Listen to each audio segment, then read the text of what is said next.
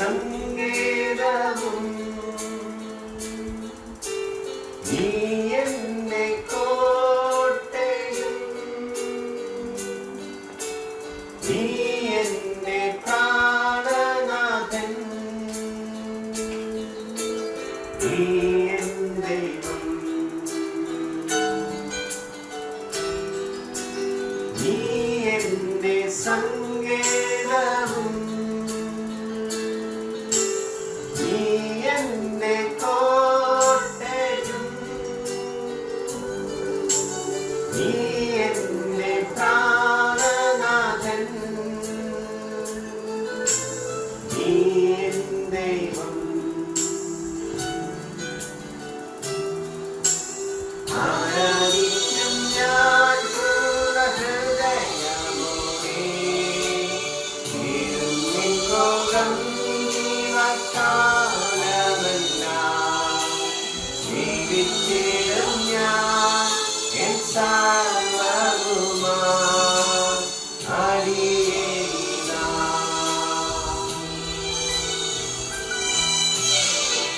അടിയേനിതാ ദേവാ അടിയേനിതാ ദേവാ അടിയേനിതാ ദേവാ അടിയേനിതാ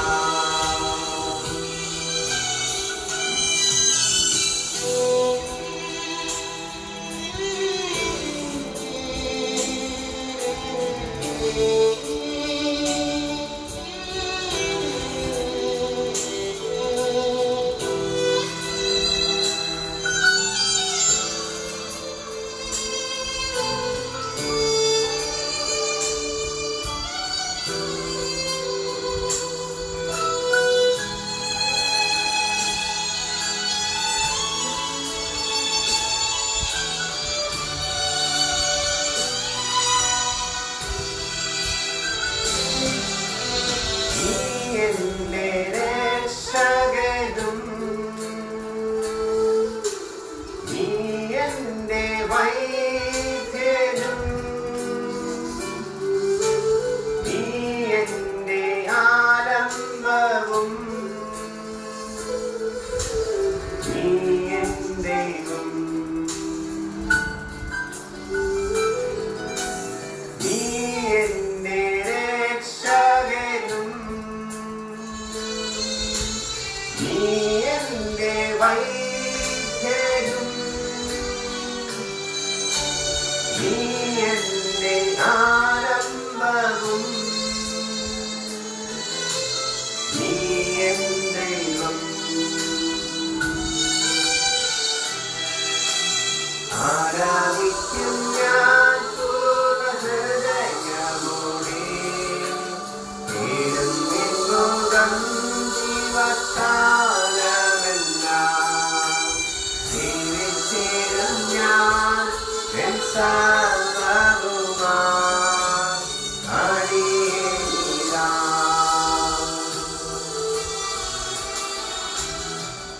അടിയേനിതാ ദേവാ അടിയേനിതാ ദേവാ അടിയേനിതാ ദേവാ അടിയേനിതാ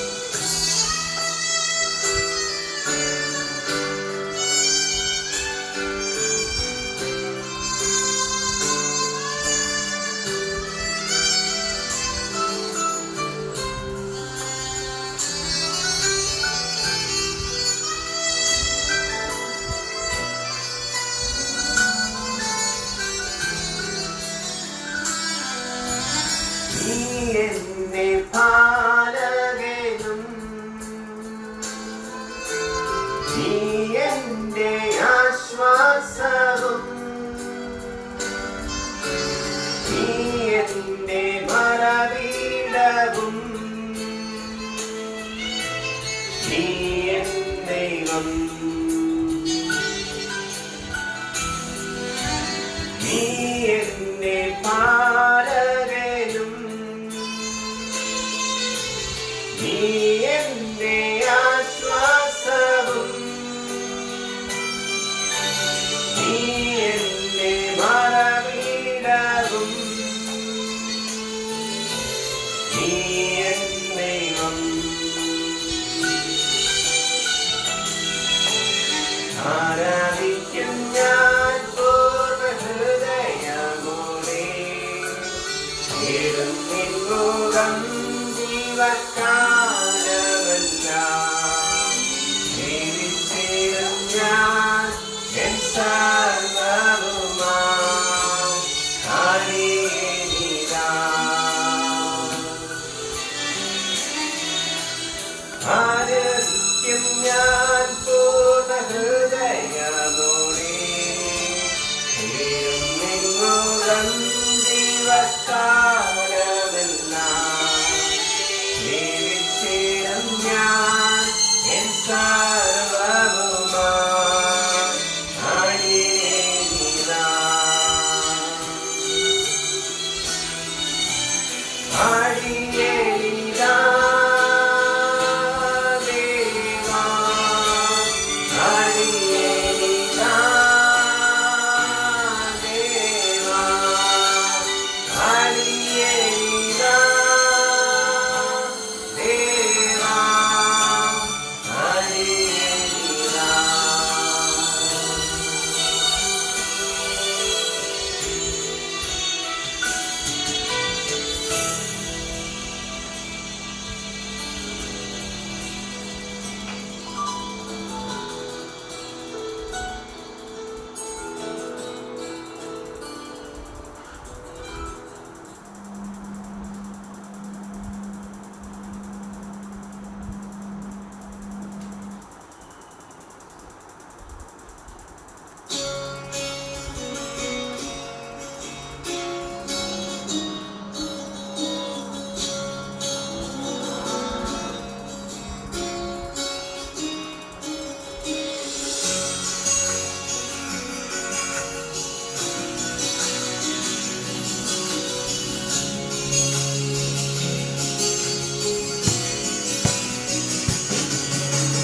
വാഴ്ത്തുന്നു ഞാൻ അത്യുന്നതനെ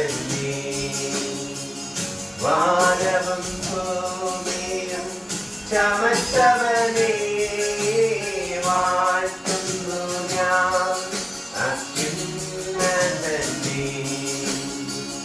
വാനവും ഭൂമിയും ചമച്ചവനെ മഹിമയിൻ പ്രഭുതാൻ മഹത്വത്തിയോഗ്യൻ മാനവും പുകഴ്ചയും യേശുവിന് മഹിമയിൻ പ്രഭുതാൻ മഹത്വത്തിയോഗ്യൻ മാനവും പുകഴ്ചയും യേശുവിന് യേശുനാഥാ നീ എൻ ദൈവം യേശുനാഥാ നീ എൻ ആശ്രയം യേശുനാഥാ നീ എൻ ശൈലവും എന്റെ കോട്ടയും നീ മാത്രമേ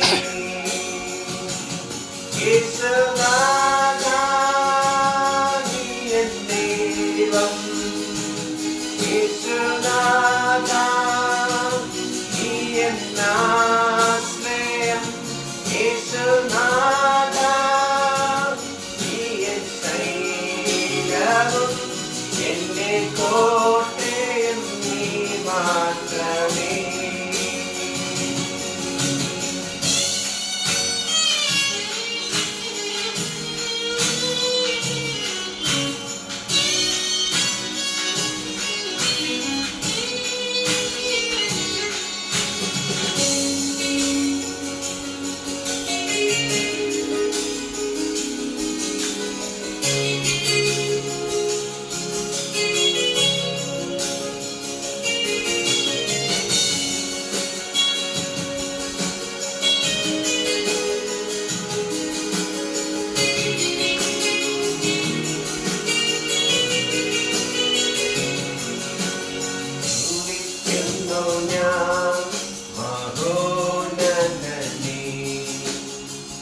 തുത്യൻ തന്നാഥന്റെ കരവിരുത് സ്തുതിക്കുന്നു ഞാൻ മഹോന്നതനെ.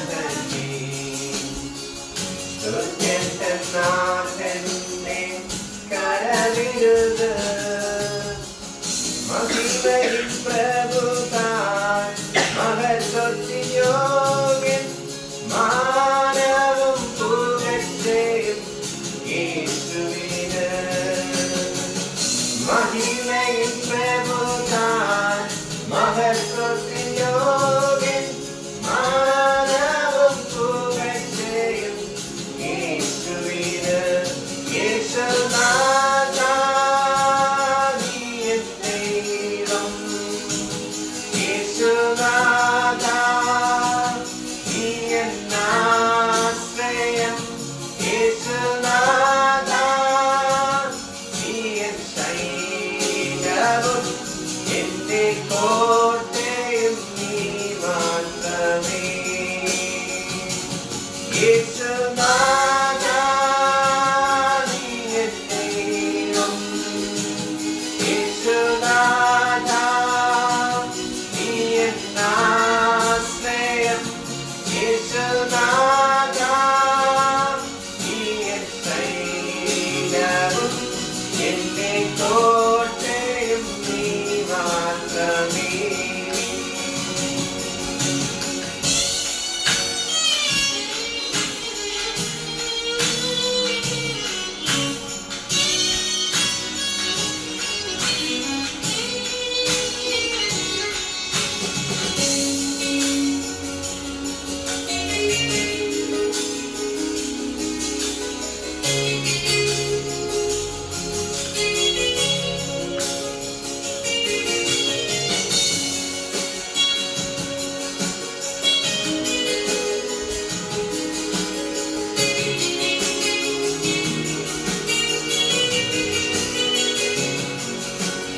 കീർത്തിക്കും ഞാൻ മഹോന്നതനെ. കർത്തന് തുല്യമായി ആരുമില്ല. കീർത്തിക്കും ഞാൻ മഹോന്നതനെ. കർത്തന് തുല്യമായി ആരുമില്ല. മഹിമയിൽ പ്രഭുതാൻ മഹത്വത്തിൻ യോഗ്യൻ മാനവും പുകഴ്ചയും യേശുവിന്. മഹിമയിൽ പ്രഭുതാൻ മഹത്വത്തിൻ യോഗ്യൻ മാനവും പുകഴ്ചയും യേശുവിന്. യേശുനാഥാ നീ എൻ ദൈവം. യേശുനാഥാ നീ എൻ ആശ്രയം. യേശുനാഥാ നീ എൻ ശൈലവും എന്റെ കോട്ടയും നീ മാത്രമേ. യേശുനാഥാ നീ എൻ ദൈവം. യേശുനാഥാ നീ എൻ ആശ്രയം. യേശുനാഥാ നീ എൻ ശൈലവും എന്റെ കോട്ടയും നീ മാത്രമേ. യേശുനാഥാ നീ എൻ ദൈവം. യേശുനാഥാ നീ എൻ ആശ്രയം. യേശുനാഥാ നീ എൻ ശൈലവും എന്റെ കോട്ടയും നീ മാത്രമേ. യേശുനാഥാ നീ എൻ ദൈവം. യേശുനാഥാ നീ എൻ ആശ്രയം.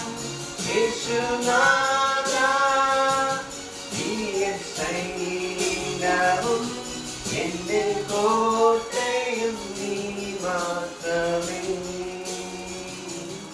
എന്റെ കോട്ടയും നീ മാത്രമേ.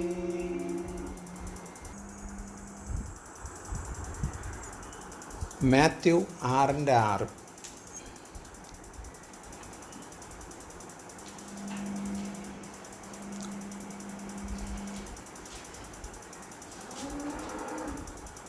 നീയോ പ്രാർത്ഥിക്കുമ്പോൾ മറയിൽ കിടന്ന് വാതിലടച്ച് ദിവസത്തിൽ തന്നെ എൻ്റെ പിതാവിനോട് പ്രാർത്ഥിക്കാൻ ദിവസത്തിൽ കാണുന്ന പിതാവിനോട് പ്രതിഫലമുണ്ട്.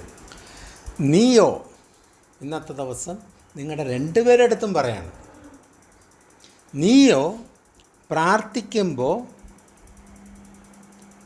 എങ്ങനെ go in to your room, നിങ്ങളുടെ റൂമിൽ ചെന്നിട്ട് കതവടയ്ക്കണം.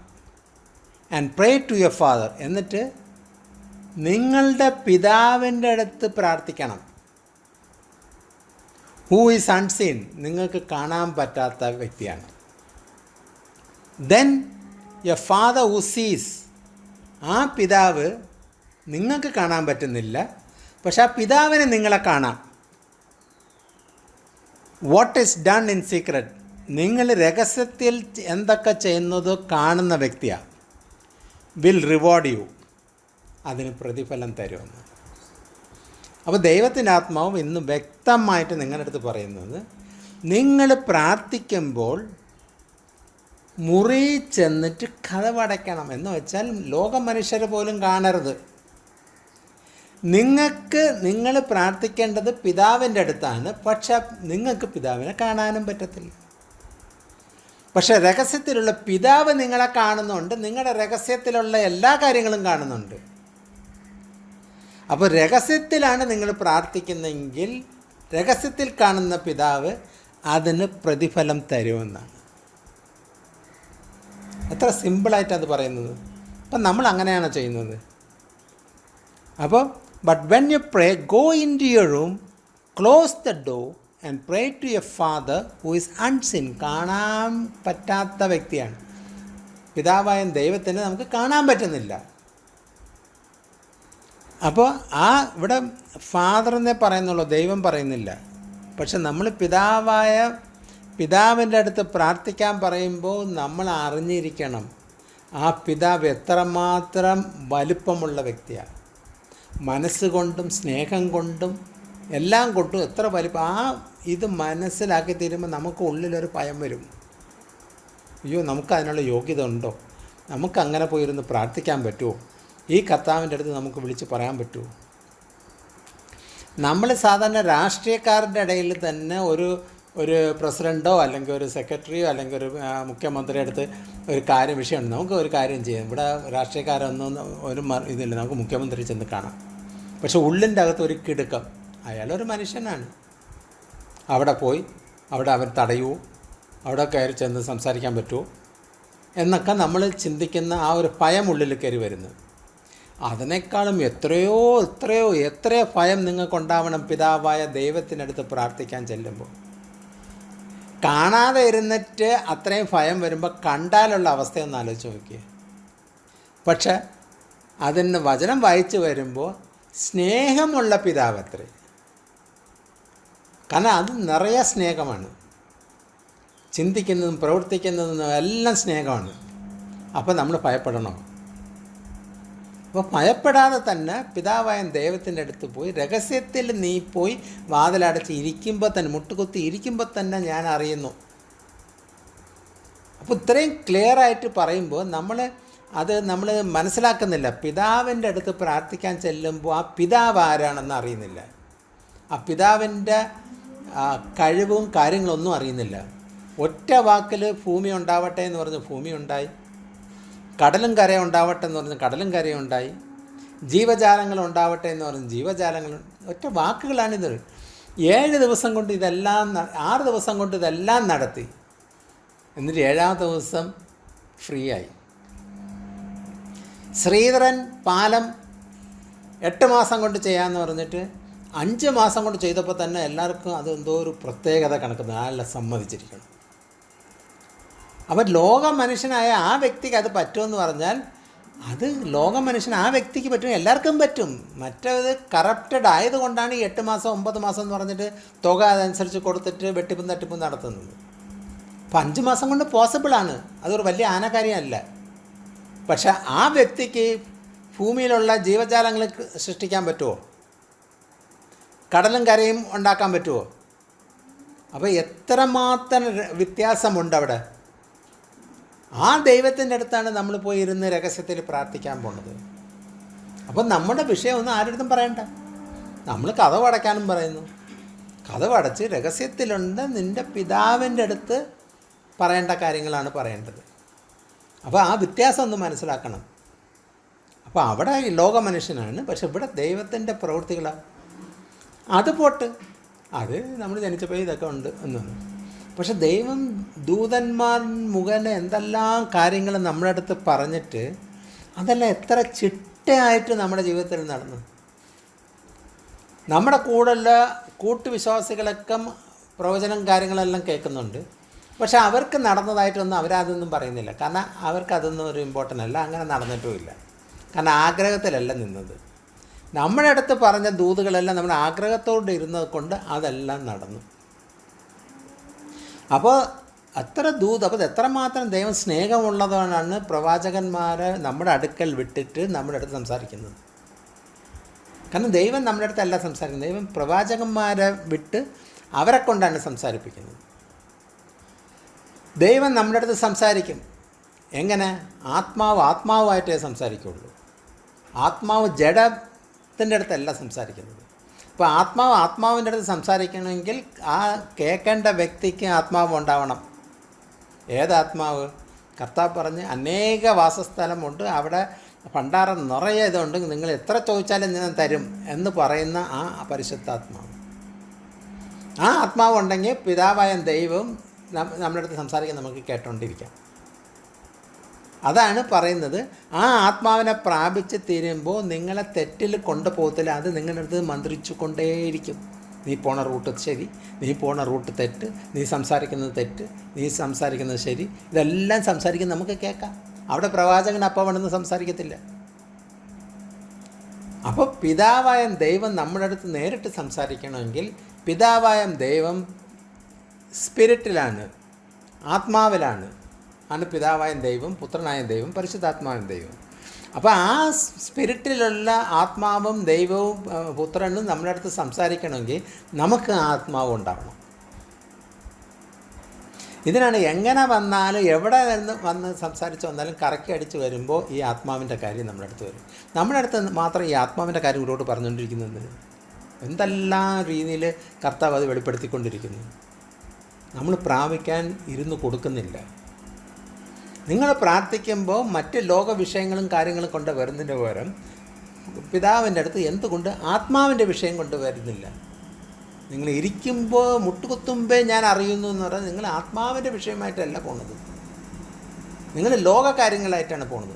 ഇന്ന് രാവിലെ എനിക്കൊരു മെസ്സേജ് വന്നതിൽ ഒരാൾ അയാൾ പറയാണ്, എനിക്ക് നിങ്ങളുമായിട്ട് സഹകരിക്കണം, എനിക്ക് സുവിശേഷം എല്ലായിടത്തും അറിയിക്കണം, എനിക്ക് ലോകത്ത് മുഴുക്കെ പോയി സുവിശേഷം അറിയിക്കണം, അതുകൊണ്ട് ദൈവം അങ്ങനെ ഒരു വഴി ഒരുക്കി തരണം, അതിനുവേണ്ടി ഞാൻ പ്രാർത്ഥിക്കണം, ഞാനും പ്രാർത്ഥിക്കാം. അപ്പോൾ അവൻ്റെ ചിന്ത പോയത് ഇതാണ്. അതുകൊണ്ട് ഞാൻ തിരിച്ച് മറുപടി അയച്ചത്, അത് നിൻ്റെ ഇഷ്ടവും നിൻ്റെ ആഗ്രഹവുമാണ് നീ ഇപ്പോൾ പറഞ്ഞത്, ദൈവത്തിൻ്റെ അല്ല എന്ന് പറഞ്ഞ് ഞാൻ മറുപടി കൊടുത്തു. പിന്നെ എൻ്റെ മറുപടി വന്നില്ല, ഇപ്പം കൊടുത്തേ ഉള്ളൂ. അപ്പോൾ ഞാൻ പറഞ്ഞു വരുന്നത്, ഓരോരുത്തരുടെ ഉള്ളിൽ അവരുടെ ചിന്ത എന്ന് പറയുന്നത് എന്താണോ, അവരിങ്ങനെ ചെയ്യുന്നു, അവരിങ്ങനെ ചെയ്യുന്നു, അവരിങ്ങനെ ചെയ്യുന്നു, എനിക്കും അങ്ങനെ ചെയ്യാം, ഒരു 5 വാക്യം അറിയാം, അതിൽ വെച്ച് സംസാരിക്കാൻ അറിയാം എന്ന് പറഞ്ഞു തരുന്നത് അവൻ്റെ ധാരണ എന്നോ ലോകം മുഴുവൻ പോയി ശുശ്രൂഷിക്കാമെന്ന്. പിതാവായ ദൈവം നമുക്ക് വഴി തുറന്നു തന്നില്ലെങ്കിൽ നമുക്കതൊന്നും ചെയ്യാൻ പറ്റത്തില്ല. അതുകൊണ്ടാണ് ശിഷ്യന്മാരുടെ അടുത്ത് പറഞ്ഞത്, നിങ്ങൾ ഒരിടത്തും പോരുത്, ഇവിടെ തന്നെ ഇരിക്കണം. ഞാൻ പോയതിന് ശേഷം മറ്റൊരു കാര്യസ്ഥനെ വിടും, അതുവരെ നിങ്ങളിവിടെ ഇരിക്കണം. ഞാൻ പോയതിന് ശേഷമേ ആ കാര്യസ്ഥൻ വരുള്ളൂ. അപ്പോൾ അന്നത്തെ സമയത്തിലുള്ള അവരുടെ ആ വീട്ടിൻ്റെ മുകളത്തെ നിലയിൽ ഇവരെല്ലാം പോയിരുന്നു. അത് നോക്കണേ, അവിടെ പോയി ഇരുന്നപ്പോൾ എത്ര പേർക്ക് ആ ആത്മാവിനെ പ്രാപിക്കാൻ പറ്റി? അവിടെ 120 പേര് തുടക്കത്തിലിരുന്ന്, പക്ഷേ ഈ ആത്മാവ് വരുന്ന ദിവസം എത്ര പേരുണ്ടായിരുന്നു? എത്ര പേർക്ക് അത് പ്രാപിച്ചു? അവിടെ പ്രാപിച്ച് അവരെല്ലാം ഒറ്റക്കൂട്ടത്തിലിരുന്നപ്പോൾ 11 പേരിൽ കർത്താവ് എണീറ്റ് നിന്നിട്ട് ശുശ്രൂഷിച്ചെന്നാണ്. പത്രോസ് എണീറ്റ് നിന്നിട്ട് ശുശ്രൂഷിച്ചു. അപ്പോൾ എത്ര പേര് കൂടിയത്? സഭയോട് ചേർന്നു ആയിരക്കണക്കിന് ആൾക്കാർ. ആ ആത്മാവിനെ കിട്ടിത്തീരുന്നപ്പോൾ ശുശ്രൂഷിച്ചപ്പോൾ ഇതെല്ലാം നടന്നു. അതിനു മുമ്പ് ഇവർ രോഗികളെ കൊണ്ട് വന്നപ്പോൾ ഇവരെ കൊണ്ട് രോഗസൗഖ്യം കൊടുക്കാൻ പറ്റുന്നില്ല. അപ്പോഴാണ് അവരെല്ലാം ചോദിച്ചത്, എന്തുകൊണ്ട് ഞങ്ങളെ കൊണ്ട് പറ്റുന്നില്ല? ഈ ആത്മാവിന് നീ പ്രാപിച്ചിട്ടില്ല. കർത്താവിൻ്റെ കൂടെ നടന്നവരല്ലേ, അത്ഭുതം അടയാളം എല്ലാം കണ്ടവരാണ്. കർത്താവ് അടുത്ത് മാറോട് അണിച്ച് ഇരുത്തിയ ശിഷ്യന്മാർ വരെ ഉണ്ട്. എന്നിട്ട് പറയാണ്, എന്തുകൊണ്ട് ഞങ്ങളെ കൊണ്ട് ഇത് നടക്കുന്നില്ല? അവർക്ക് ആ സമയത്ത് അപ്പോൾ ശിഷ്യന്മാരല്ലോ അവർക്കെല്ലാം കിട്ടിയിട്ടുണ്ടെന്ന് അല്ല, അവർ നമ്മളെ കണക്ക് മനുഷ്യൻ. അവർക്ക് അപ്പോഴും ഈ പരിശുദ്ധാത്മാവിനെ കിട്ടിയില്ല. ആ പരിശുദ്ധാത്മാവിനെ കിട്ടിത്തീരുന്നപ്പോൾ ശുശ്രൂഷിച്ചപ്പോൾ എത്ര 3000 പേര് സഭയോടുകൂടി ചേർന്നു. പത്രോസിൻ്റെ സഭയിലല്ല ചേർന്നത്, ദൈവത്തോട് സഭയിൽ ചേർന്നു. അപ്പോഴാണ് പരീശന്മാരും ശാസ്ത്രിമാർക്കും ഇഷ്ടക്കേട് വരുന്നത്. എന്തോ ആൾക്കാർ ഒരുകൂടെ അങ്ങോട്ട് പോകണം. അവിടെ എന്താ ചെയ്ത്? അവിടെ അത്ഭുതം അടയാളം ചെയ്തോ? ഇല്ല, സുവിശേഷമേ പറഞ്ഞുള്ളൂ പത്രോസ്. അപ്പോൾ അങ്ങനത്തെ അപ്പോൾ നമ്മൾ മനസ്സിലാക്കണം എന്തുകൊണ്ട് നമുക്ക് ഇതൊന്നും നടക്കുന്നില്ല എന്ന് ചിന്തിക്കുമ്പോൾ അത് നോക്കണം. അപ്പോൾ എല്ലാവരും വിചാരിക്കുന്നത് എല്ലാവരും ആ ഒരു വ്യക്തി അങ്ങനെ ചെയ്യുന്ന, ആ ഒരു വ്യക്തി അങ്ങനെ ചെയ്യുന്നതുകൊണ്ട് എനിക്കും ചെയ്തുകൂടെ, അതുവേണ്ടി നമുക്ക് പ്രാർത്ഥിക്കാം എന്ന് പറഞ്ഞാൽ പറ്റത്തില്ല. പിതാവായ ദൈവം നമുക്ക് വേണ്ടി അങ്ങനത്തെ ഒരു ശുശ്രൂഷ തന്നിട്ടുണ്ടോ, അല്ലെങ്കിൽ അങ്ങനെ ഒരു കൃപ നമുക്ക് തന്നിട്ടുണ്ടോ, അത് തന്നാലേ അത് നടക്കുകയുള്ളൂ. അതിനുവേണ്ടി നമ്മൾ പ്രാർത്ഥിക്കേണ്ട കാര്യമില്ല, അത് ദൈവം ഒരുക്കിക്കൊള്ളും. പക്ഷേ ആത്മാവ് വേണമെങ്കിൽ അത് വാഞ്ചയോടുകൂടി ചോദിച്ചാൽ അതിൽ കിട്ടുള്ളൂ. നിങ്ങൾ ചോദിക്കേണ്ട രീതിയിൽ ഇതുവരെ ചോദിച്ചിട്ടില്ല എന്നാണ് ദൈവത്തിൻ്റെ ആത്മാവ് പറയുന്നത്. നിങ്ങൾ ഇന്നും ചോദിച്ചിട്ടില്ല എന്നാണ്. അപ്പോൾ നമ്മൾ ശരിക്കും എന്നും പ്രാർത്ഥിക്കണം. ചോദിക്കേണ്ട രീതിയിൽ നിങ്ങൾ ഇതുവരെ ചോദിച്ചിട്ടില്ല, ആഗ്രഹത്തിൻ്റെ രീതിയിൽ നിങ്ങൾ ആഗ്രഹിച്ചിട്ടുമില്ല. ഇങ്ങനെ കേട്ട് പരിചയമുള്ളതാണ്. അപ്പോൾ ഞാനും ചോദിക്കാൻ എന്തോ കൗണ്ടറിൻ്റെ അവിടെ ചെന്നിട്ട് 10 രൂപ കൊടുത്തിട്ട് മല്ലിപ്പൊടി വാങ്ങിച്ചുകൊണ്ട് വരുന്നത് അതല്ല ആത്മാവ്. ചോദിക്കേണ്ടത് ആരാണ്? ഈ ചോദിക്കേണ്ട ആളാരാണ്? സ്പിരിറ്റ്, ആ ആത്മാവ് കൊണ്ട് നിറഞ്ഞിരിക്കുന്ന ആ ആത്മാവ് മുഴുവൻ സ്നേഹമാണ്. ആ കുഞ്ഞുങ്ങളായ നമ്മൾ കുഞ്ഞിൻ്റെ സ്വഭാവത്തിൽ ഒന്ന് നിഷ്കളങ്കതയോട് കൂടി നമ്മൾ ചോദിച്ചു നോക്കിയേ തരുമെന്നാണ് ദൈവത്തിൻ്റെ ആത്മാവ് പറയുന്നത്. Then your Father who sees what is done in secret will reward you. നിങ്ങളുടെ ചെയ്തികൾ, രഹസ്യത്തിലുള്ള ചെയ്തികൾ കാണുന്ന പിതാവായ ദൈവം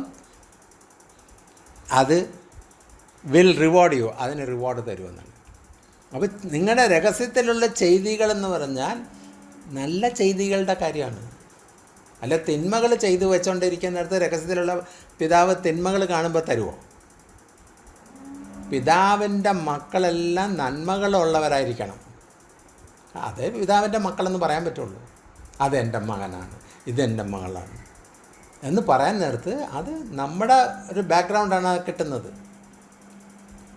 എത്ര വലിയ പാസ്റ്ററല്ല, അവരുടെ മക്കൾ ശരിയായിട്ട് അല്ല നിൽക്കുന്നതെങ്കിൽ ആ പാസ്റ്റർ അല്ല. നിൻ്റെ കുടുംബത്തിന് കർത്താവിലെന്ന വണ്ണം നിനക്ക് നോക്കാൻ പറ്റുന്നില്ലെങ്കിൽ നീ എങ്ങനെ സഭയെ ശുശ്രൂഷിക്കും? അത് വ്യക്തമാണ്. എൻ്റെ മൂത്ത മകൻ, എൻ്റെ രണ്ടാമത്തെ മകൻ അത് അവൻ ശരിയല്ല, അത് അവനൊക്കെ ഞങ്ങൾ വിട്ടു എന്ന് പറഞ്ഞ് ഇവിടെ ശുശ്രൂഷയാണ്, ഭയങ്കര ശുശ്രൂഷ. അത് കറക്റ്റാണോ? അതുകൊണ്ട് എണ്ണി എണ്ണി എണ്ണി നമുക്ക് എണ്ണാം. നീ ചെയ്യുന്നത് ശരിയല്ല. നിൻ്റെ കുടുംബം നീ നേരെ ചവയല്ല നോക്കുന്നത്, നീ കറക്റ്റായിട്ടല്ല നിൽക്കുന്നത്. അതുകൊണ്ടാണ് അതവിടെ അവർ തെറ്റിൽ പോയത്. അത് അവർ ജനിച്ചപ്പോൾ അവർ സ്കൂളിൽ കൊണ്ട് ചേർത്ത് അവിടെ അങ്ങനെ പോയി അവർ സ്കൂളിൻ്റെ നിന്നാണ് ഇത് പഠിച്ചത് എന്ന് പറഞ്ഞാൽ അതല്ല. പക്ഷെ വരുന്നതോ അപ്പനമ്മയുടെ വീട്ടിലുണ്ട്.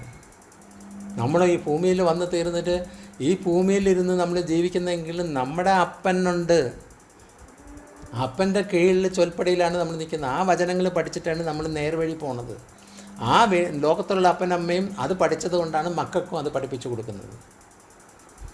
ആ മക്കൾക്ക് പഠിപ്പിച്ചു കൊടുക്കുമ്പോൾ മക്കൾ പഠിക്കുന്നില്ലെങ്കിൽ നീ ശരിയല്ലാത്ത കൊണ്ടാണ്. നമുക്കതിൻ്റെ 1-ാമത്തെ വാക്യം മുതൽ വായിക്കാം. മനുഷ്യക്കാര്യങ്ങളിൽ നിങ്ങൾ നീതി അവരുടെ മുമ്പിൽ ചെയ്യാതിരിക്കാൻ സൂക്ഷിക്കും. അല്ലാതെ Be careful not to practice your righteousness in front of others to be seen by them.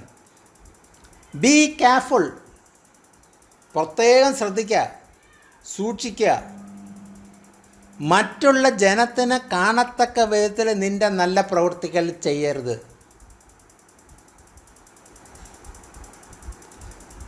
ഇപ്പോഴും ആൾക്കാർ എന്തോ ചെയ്യുന്നത്, അവർ നല്ല നെഗറ്റീവ് പ്രവൃത്തിയാണ് അവരുടെ ജീവിതം മുഴുക്കുകയും. പക്ഷെ ആരെങ്കിലും ഫ്രണ്ടിൽ വന്ന് വരുമ്പോൾ നല്ല പ്രവൃത്തി ചെയ്യുന്നെന്ന ഭാവത്തിൽ അവർ നല്ലത് കാണിച്ചു കൊടുക്കുന്നു. അത് കാണിക്കരുത്, അങ്ങനെ ചെയ്യരുത്. ഞാൻ നല്ലതാണ് ചെയ്യുന്നത് ജനം കാണത്തക്ക വിധത്തിൽ ചെയ്യരുത്. നിൻ്റെ ഉള്ളിൽ നോർമൽ ഇതിൽ വരണം. എന്നും ജനം കാണാത്ത സമയത്തും നീ നിൻ്റെ പ്രവൃത്തി ഇങ്ങനെ തന്നെയാണ്, ജനം കാണുന്ന സമയത്ത് നിൻ്റെ പ്രവൃത്തി ഇതാണ്. അപ്പം ജനത്തിനെ കാണിക്കാനല്ല നീ ചെയ്യുന്നത്, കാരണം നിൻ്റെ ജീവിതം മുഴിക്കാൻ അത് തന്നെയാണ്. അപ്പോൾ ഇവിടെ പറയുന്നത്, be careful not to practise your righteousness in front of others. നീ പ്രത്യേകം ശ്രദ്ധിക്കണം. നിൻ്റെ നല്ല ചെയ്തികൾ, നല്ല പ്രവൃത്തികളൊന്നും മറ്റവർ കാണത്തക്ക വിധത്തിൽ അവിടെ ഫ്രണ്ടിൽ ചെയ്യരുത്. മനുഷ്യരായ നമ്മളെല്ലാം മറ്റവർ കാണത്തക്ക വിധത്തിലേ ചെയ്യുള്ളൂ, ഇവിടെ ചെയ്യരുത്. അപ്പോൾ അതാണ് പറഞ്ഞത്, നമ്മൾ ലോകമായിട്ട് നമ്മൾ നടക്കുന്നത്. ബൈബിൾ വായിക്കുമ്പോൾ നമുക്ക് പേടി, റൂമിൽ നിന്ന് വെളിയിറങ്ങാൻ തന്നെ പേടി. ഞാൻ ഇറങ്ങാൻ നേരത്ത് ഞാൻ പതുക്കെ പോയി എന്തുണ്ട്, സുഖമാണ് എല്ലാവരും എന്ന് പറഞ്ഞ് ചോദിച്ച് വരുമ്പോൾ നിങ്ങൾ വിചാരിക്കും നല്ല പ്രവൃത്തിയാണല്ലോ. മനുഷ്യൻ്റെ ഫ്രണ്ടിൽ കാണിക്കാൻ, നിൻ്റെ നോർമൽ നീ ചെയ്തോ, നീ ജന്മന അങ്ങനെയാണ്, ആ നല്ല പ്രവൃത്തികളാണ് നീ ചെയ്തുകൊണ്ടിരിക്കുന്നത്. അത് വേറെ മനുഷ്യനെ കാണിക്കേണ്ട കാര്യമല്ല, കാരണം നീ അങ്ങനെയാണ്. പക്ഷെ നീ ഉള്ളിൽ നിൻ്റെ ചിന്തയും പ്രവൃത്തിയും വേറെ, മനുഷ്യനെ കാണാൻ വേണ്ടി വേറൊരു പ്രവൃത്തിയും കാണിച്ച് തീരുമ്പോൾ ഇതാണ് കർത്താവ് പറഞ്ഞത്, ചെയ്യരുത്. ഇഫ് യു ഡു, നീ ചെയ്യുകയാണെങ്കിൽ you will have no reward from your father in heaven. നീ അങ്ങനെ ചെയ്യുകയാണെങ്കിൽ സ്വർഗത്തിലിരിക്കുന്ന പിതാവായ ദൈവത്തിൽ നിന്നുള്ള ഒരു റിവാർഡും ഇല്ല, അവിടെ നിന്ന് ഒന്നും കിട്ടത്തില്ല. പരിശുദ്ധാത്മാവിനെ കിട്ടാതിരിക്കുന്നത് അത് വല്ല ആണോ? സ്വർഗത്തിൽ നിന്നുള്ള റിവാർഡെന്ന് പറയുമ്പോൾ ആത്മാവാണ്. അപ്പോൾ ഇതിൽ പറയുന്നത്, ഇഫ് യു ഡു, നീ അങ്ങനെ ചെയ്യുകയാണെങ്കിൽ you will have no reward, നിനക്ക് ഒരിക്കലും ഒരു റിവാർഡും from your father in heaven, സ്വർഗത്തിലിരിക്കുന്ന പിതാവിൽ നിന്നുള്ള ഒരു റിവാർഡും നിങ്ങൾക്ക് കിട്ടില്ല. എത്ര സിമ്പിളായിട്ട് പറയുന്നു. നമ്മൾ മനസ്സിലാക്കുന്നത്, നമ്മളിപ്പോൾ ഇത് കേട്ടു പ്രാർത്ഥിച്ച് കഴിഞ്ഞപ്പോൾ നമ്മളിതെല്ലാം മറന്നു, പിന്നെയും പഴയ പ്രവൃത്തി തന്നെയാണ്. എല്ലാം മനസ്സിലാകുന്ന. 2-ാമത്തെ വാക്യം, so when you give to the needy, നിങ്ങൾ ആവശ്യകത ഉള്ള വ്യക്തിക്ക് വല്ലതും കൊടുക്കുകയാണെങ്കിൽ, അതാണ് നീഡി എന്ന് വാക്ക് ഉപയോഗിക്കുന്നത്. ആ മലയാളം എങ്ങനെ വായിക്കുന്നത്? ആകയാൽ ഭിക്ഷ കൊടുക്കുമ്പോൾ. ഭിക്ഷ ആർക്ക് കൊടുക്കുന്നത്? ഒന്നുമില്ലാതെ അലഞ്ഞ് തിരിഞ്ഞ് വിശപ്പോടുകൂടി കുടിക്കാൻ വെള്ളം പോലും കിട്ടാത്ത അലഞ്ഞ് തിരിഞ്ഞ് വരുന്ന വ്യക്തിക്ക് നമ്മൾ കൊടുക്കുന്നതാണ് ഭിക്ഷ എന്ന് പറയുന്നത്. അപ്പുറത്തെ വീട്ടിൽ ഇപ്പുറത്തെ വീട്ടിൽ കൊടുക്കുന്നത് ഭിക്ഷയല്ല. അവർ പട്ടിണിയല്ല, പക്ഷെ നമ്മളറിയാതെ നമ്മുടെ ചുറ്റിന് എത്രയോ പേര് പട്ടിണിയുണ്ട്. പക്ഷെ വെളിയിൽ പറയാം, അതും നമ്മൾ ചോദിക്കുന്നത് ഈ വസ്ത്രമൊക്കെ കീറിയും കളഞ്ഞും അഴുക്കും കുളിക്കാനും തേക്കാനും പറ്റാത്ത വസ്ത്രം ധരിക്കുന്നു, അവരാണ് ഭിക്ഷക്കാരെന്നും. എത്രയോ പണക്കാരായിരുന്നവർ ഇപ്പോഴത്തെ അവസ്ഥയിൽ അവർക്ക് വെളിയിൽ പറയാൻ മടി, ഒക്കത്തില്ല. അവർ ചിലപ്പോൾ പട്ടിണിയായിരിക്കാം, പക്ഷെ അവർക്ക് നമ്മൾ കൊടുക്കുന്ന ഭിക്ഷയല്ല. അപ്പോൾ അങ്ങനെയുള്ളവരെ തിരക്കി പിടിക്കണം. അതെങ്ങനെ തിരക്കി പിടിക്കും? അവർക്കും ആത്മാവുണ്ടെങ്കിൽ നമുക്കും ആത്മാവുണ്ടെങ്കിൽ നമ്മുടെ വിരലിൽ എവിടെയെങ്കിലും ഒരു മുറിവ് പറ്റിയാൽ നമ്മുടെ ശരീരം തിരിച്ചറിയുന്ന കണക്ക് നമ്മൾ ദൈവത്തിൻ്റെ ആത്മാവിലാണ് ഇവരെല്ലാം കൂടെ ഒന്നിച്ച് നിൽക്കുന്നതെങ്കിൽ അത് നമുക്ക് തിരിച്ചറിയാൻ പറ്റും. വചനം പറയുന്നത് അങ്ങനെയാണ്. നമ്മുടെ കാലിലൊരു മുറിവ് വന്നു വരുന്നത് നമ്മുടെ ശരീരം നമ്മൾ അറിയും. അതേ കണക്ക് സഭയാകുന്ന ഏക ശരീരം എന്ന് പറഞ്ഞാൽ ഒരാളല്ല, സഭ 50 പേര്, 100 പേര്, 1000 പേര്, എത്ര പേരാണ്. അവരിൽ ആരെങ്കിലും ഒരാൾക്കൊരു മുറിവോ വേദന ഉണ്ടായാൽ സഭ അറിയുമെന്നാണ്. അതറിയണമെങ്കിൽ എല്ലാവരും ആത്മാവ് പ്രാപിച്ചവരായിരിക്കണം, ഏക ശരീരമാവുന്ന മട്ടിലായിരിക്കണം. നമ്മൾ തിരിച്ചറിഞ്ഞ് നമ്മൾ അറിയാതെ നമ്മളുടെ ഉള്ളത് കൊടുക്കും.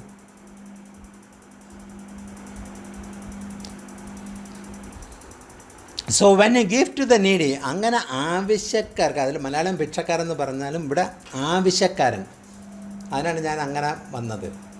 പണക്കാരനായിരുന്നു, പക്ഷെ അവൻ്റെ കയ്യിൽ ഇപ്പം ഇല്ല, അവന് ചോദിക്കാനും പറ്റുന്നില്ല. ആവശ്യക്കാരൻ, needy, do not announce it with a trumpet. അങ്ങനെ കൊടുക്കുന്നതിൻ്റെ അടുത്ത് നിങ്ങൾ മൈക്ക് വെച്ച് വിളിച്ച് പറയരുത്. ഓ അവർ കഷ്ടം, എത്ര ലെവലിൽ കഴിഞ്ഞവർ, ഇപ്പോൾ ഒന്നുമില്ല, അവർ വെളിയും മിണ്ടുന്നില്ല. ഞങ്ങൾ ഇന്നലെ കൊണ്ടുപോയി കുറച്ച് ചോറും ബിരിയാണിയൊക്കെ കൊടുത്തപ്പോൾ അവർ ഭയങ്കര സന്തോഷമായിരുന്നു, കണ്ണുനീര് വന്നു. അത് മൈക്ക് വെച്ച് വിളിച്ച് പറയരുത്. നീ അവിടെ കൊടുത്താൽ കൊടുത്ത്, അത് പറയുന്നത് എന്തിന്? Not announce it with trumpets as the hypocrites do in the synagogues and on the streets. ആരെ കണക്ക് മലയാളം വായിച്ച? as the hypocrites do in the synagogues. ആര്? ആ, കപടഭക്തിക്കാരെ പോലെ ചെയ്യുന്ന കണക്ക് നിങ്ങളും ചെയ്യരുത്. നിങ്ങൾ ചെയ്താൽ നിങ്ങൾ ആരാണ്? കപടഭക്തിക്കാരാണ്. കപടത്തിലുള്ള ഭക്തി, അപ്പോൾ ഭക്തിയേ ഇല്ല. കപടഭക്തിക്കാരെ പോലെ നമ്മുടെ ചുറ്റിനും ഉണ്ട്. നമ്മളവിടെ പോകണം. നമ്മൾ ലോക മനുഷ്യർ ഇരിക്കുന്ന കൂട്ടത്തിൽ പോയിരിക്കുന്നില്ല, അവരുടെ കൂട്ടായ്മയിലൊന്നും പോയിരിക്കുന്നില്ല. നമ്മൾ പോയിരിക്കുന്നത് ദൈവത്തിൻ്റെ മക്കളെന്ന് പറഞ്ഞ് അവകാശപ്പെടുന്നവരുടെ കൂട്ടത്തിലായിരിക്കുന്നത്. എന്നിട്ട് ഇവിടെ പറയുന്നത് കപടഭക്തിക്കാരെ പോലെ നിങ്ങൾ ചെയ്യരുത്. അവരെ തന്നെയാണ് ഉദ്ദേശിക്കുന്നത്.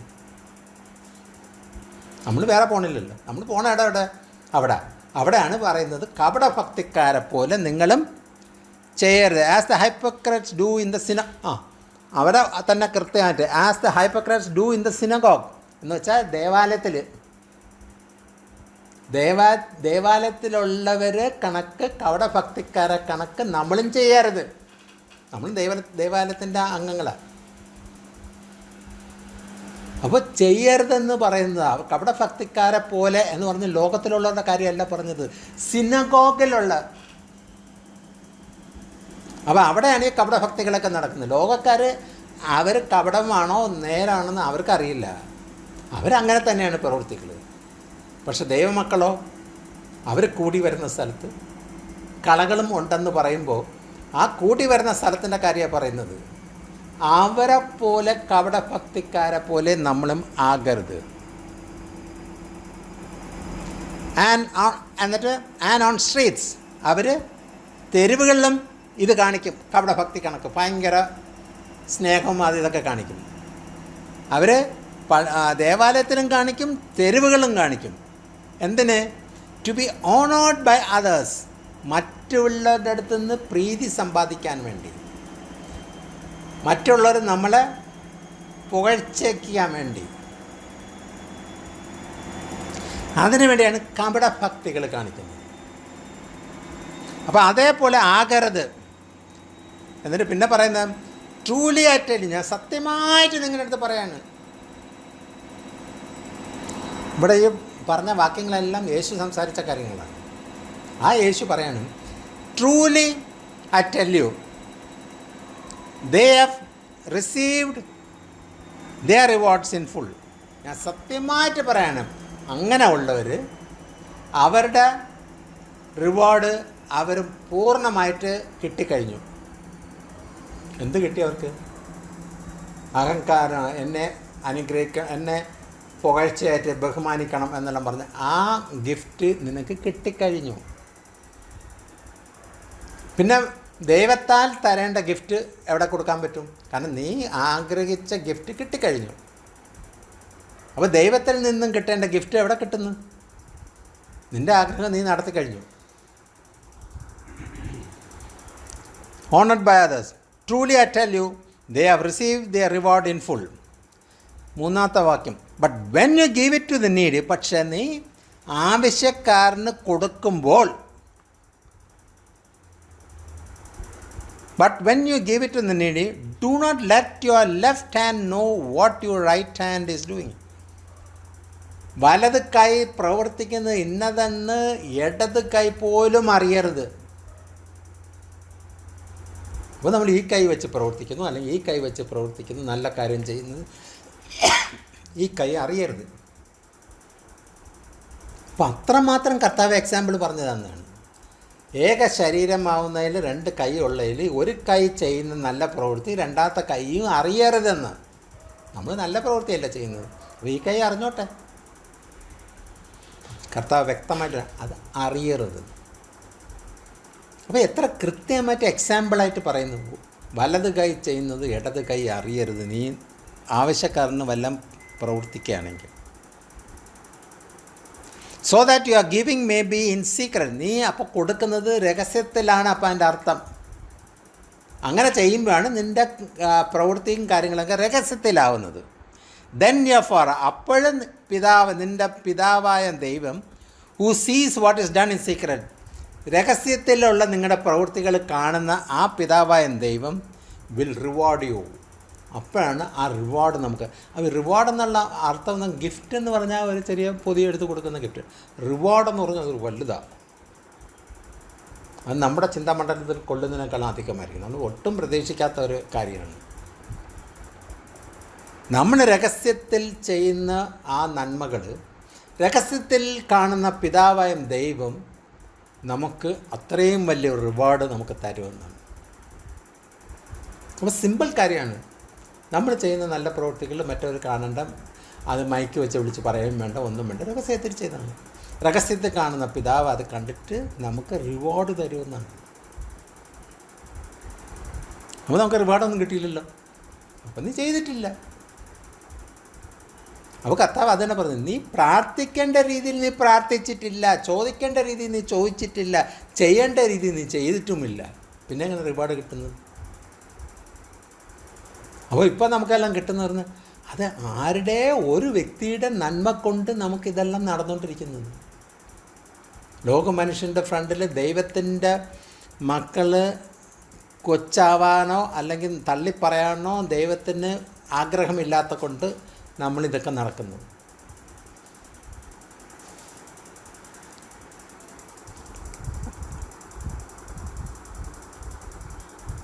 നാലാമത്തെ, so that you are giving maybe in secret, then your father who sees what is done in secret will reward you. അഞ്ചാമത്തെ, and when you pray, പിന്നെ അതിൽ വീണ്ടും പറയുന്നത് എന്താണ്? and when you pray, എന്നിട്ട് എടുത്ത് പറയുന്നത്, നിങ്ങൾ പിന്നെ പ്രാർത്ഥിക്കുമ്പോൾ എങ്ങനെ? Do not be like the hypocrites. ആ മലയാളം വായിച്ചേ. അവിടെയും പറയുന്നത് എന്താണ്? നിങ്ങൾ പ്രാർത്ഥിക്കുമ്പോൾ കപടഭക്തിക്കാരെ പോലെ പ്രാർത്ഥിക്കരുത്. അപ്പോൾ ഞാൻ നേരത്തെ പറഞ്ഞത് തന്നെ ആ ചുറ്റിൽ തന്നെ വരുന്നത്. നമ്മൾ ചുറ്റിൽ പോണത് എവിടെയാണ്? ദേവാലയത്തിലും അവിടെ എടുക്കും. അതെന്ന് വെച്ചാൽ നമ്മുടെ സെയിം വിശ്വാസികളെന്ന് പറയുന്നത്. നമ്മൾ സെയിം വിശ്വാസികളാണെങ്കിൽ അവർ കപടഭക്തിയാണെങ്കിൽ നമ്മളും കപടഭക്തിയാണ്. അപ്പോൾ ഇവിടെ പറയുന്ന നിങ്ങൾ പ്രാർത്ഥിക്കുമ്പോൾ do not be like the കപടഭക്തിക്കാരെ പോലെ ആകരുത്. നമ്മളിവിടെ പോകണമല്ലോ. അവ ചുറ്റിനുള്ളവരെല്ലാം കപടഭക്തിക്കാരാണ്. നേരത്തെ നമ്മൾ വായിച്ചപ്പോൾ കപടഭക്തിക്കാരാണ്. അപ്പോൾ ഭക്തി എന്ന് പറയുന്ന അവരിൽ ഇല്ല. കാരണം അവർ കപടമായിട്ടാണ് അത് കാണിക്കുന്നത്. നമ്മൾ ചോദിക്കും, ഓ ഭയങ്കര ഭക്തിയാണ്. അവരുടെ പ്രാർത്ഥന കേൾക്കുമ്പോൾ വലിയ എന്തൊരു ആ വാക്കുകൾ ഉപയോഗിക്കുന്നു. എനിക്ക് ഒക്കുന്നില്ല. ഞാൻ ഇവിടെ നമ്മൾ പ്രസംഗിച്ചിട്ട് ഞാൻ റെക്കോർഡ് ചെയ്യാൻ വേണ്ടി അവിടെ ഇത് വയ്ക്കുമ്പോൾ ഞാൻ മലയാളം ഇങ്ങനെ സംസാരിക്കുന്നു. അത് ഒക്കുന്നില്ല. ചിലത് ക്ലാരിറ്റി വരുന്നില്ല, ചിലത് വാക്കുകൾ വരുന്നില്ല, ചിലത് പറയാൻ പറ്റുന്നില്ല. അപ്പോൾ എന്താ ആയിക്കട്ടെ, മോശ വിക്കനായ മോശ ഇത്രയും പേരുടെ ലീഡർഷിപ്പ് എടുത്തിട്ട് അവിടെ നിന്ന് എടുത്തിട്ട് അക്കരെ കൊണ്ട് എത്തിക്കുന്നു. അതുകൊണ്ട് ഭാഷയും സംസാര ശ്രുതി സ്ഫുടതയും ഒന്നുമല്ല ഇമ്പോർട്ടൻറ്റ്. ദൈവം കൊടുത്ത ആശയം ആ പരിശുദ്ധാത്മാവിൻ്റെ ഉള്ളിൽ തന്നതാണ് നീ പറഞ്ഞുകൊണ്ടിരിക്കുക. ആ പരിശുദ്ധാത്മാവാണ് പ്രവർത്തിക്കുന്നത്, അത് വാൾട്ടൊന്നുമല്ല. പരിശുദ്ധാത്മാവാണ് കേൾക്കുന്ന വ്യക്തികളിൽ പ്രവർത്തിക്കുന്നത്. അവരത് സ്വീകരിക്കാൻ തയ്യാറായിട്ടിരിക്കുകയാണെങ്കിൽ. കാരണം ആ വ്യക്തിയിൽ വരുന്നത് പരിശുദ്ധാത്മാവ് തരുന്നതെന്ന് പറഞ്ഞാൽ പിതാവായ ദൈവം പരിശുദ്ധാത്മാവാണ്, പുത്രനായ ദൈവം പരിശുദ്ധാത്മാവാണ്, പരിശുദ്ധാത്മാവാണ്, ത്രിയേക ദൈവം. ഈ ആത്മാവിൽ കൂടെയാണ് ഇതെല്ലാം സംസാരിക്കുകയും പ്രവർത്തിക്കുകയൊക്കെ ചെയ്യുന്നത്. അപ്പോൾ അതാ പ്രവർത്തിക്കുന്നത്, അല്ല വ്യക്തിയല്ല. ഞാൻ ഇന്നലെ മരുന്നാന്ന് പറഞ്ഞോണത്, നമുക്കൊരു മരണം സംഭവിച്ചു തീർന്നാൽ നമ്മൾ ആ ജഡം ഇവിടെ ഇട്ട് ആരെങ്കിലും കൊണ്ട് അടക്കട്ടെ. പക്ഷെ ആത്മാവിനൊന്നും ചെയ്യാൻ പറ്റില്ല. ജീവൻ കൊടുത്തതും ജീവൻ എടുക്കുന്നതും പിതാവായ ദൈവം അത്രേ. ആ ആത്മാവിന് ആർക്കും ഒന്നും ചെയ്യാൻ പറ്റില്ല, പിശാചിനും ചെയ്യാൻ പറ്റത്തില്ല.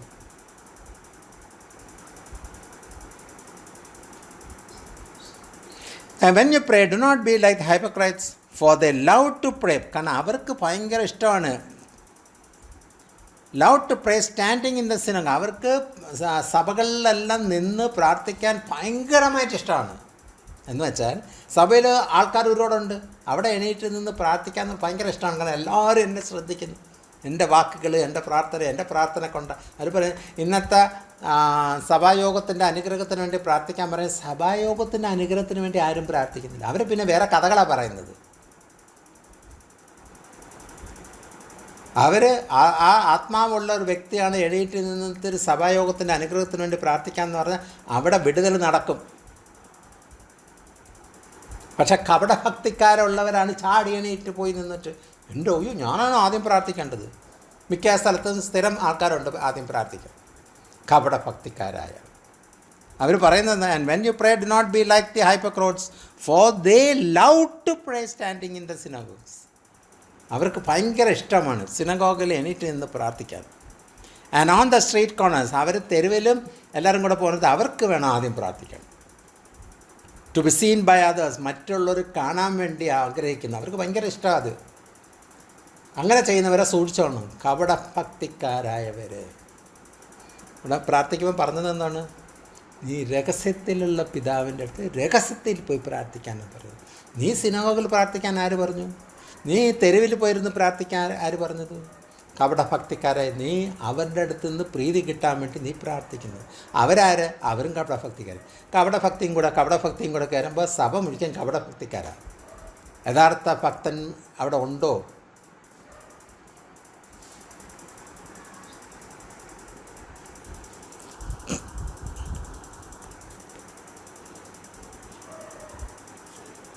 ട്രൂലി ഐ ടെൽ യു, ഞാൻ സത്യമായിട്ട് നിങ്ങളുടെ അടുത്ത് പറയുന്നു, they have received their reward. നമ്മൾ ഇത് തന്നെ നേരത്തെ വായിച്ചല്ലോ. ഞാൻ ഇവിടെ 5 വായിക്കുന്നത്. Truly I tell you they have received their reward. ഞാൻ സത്യമായിട്ട് വീണ്ടും ഉറപ്പിച്ച് പറയാണ്, അങ്ങനെയുള്ളവർക്ക് അവർക്ക് റിവാർഡ് കിട്ടിക്കഴിഞ്ഞെന്നാണ്.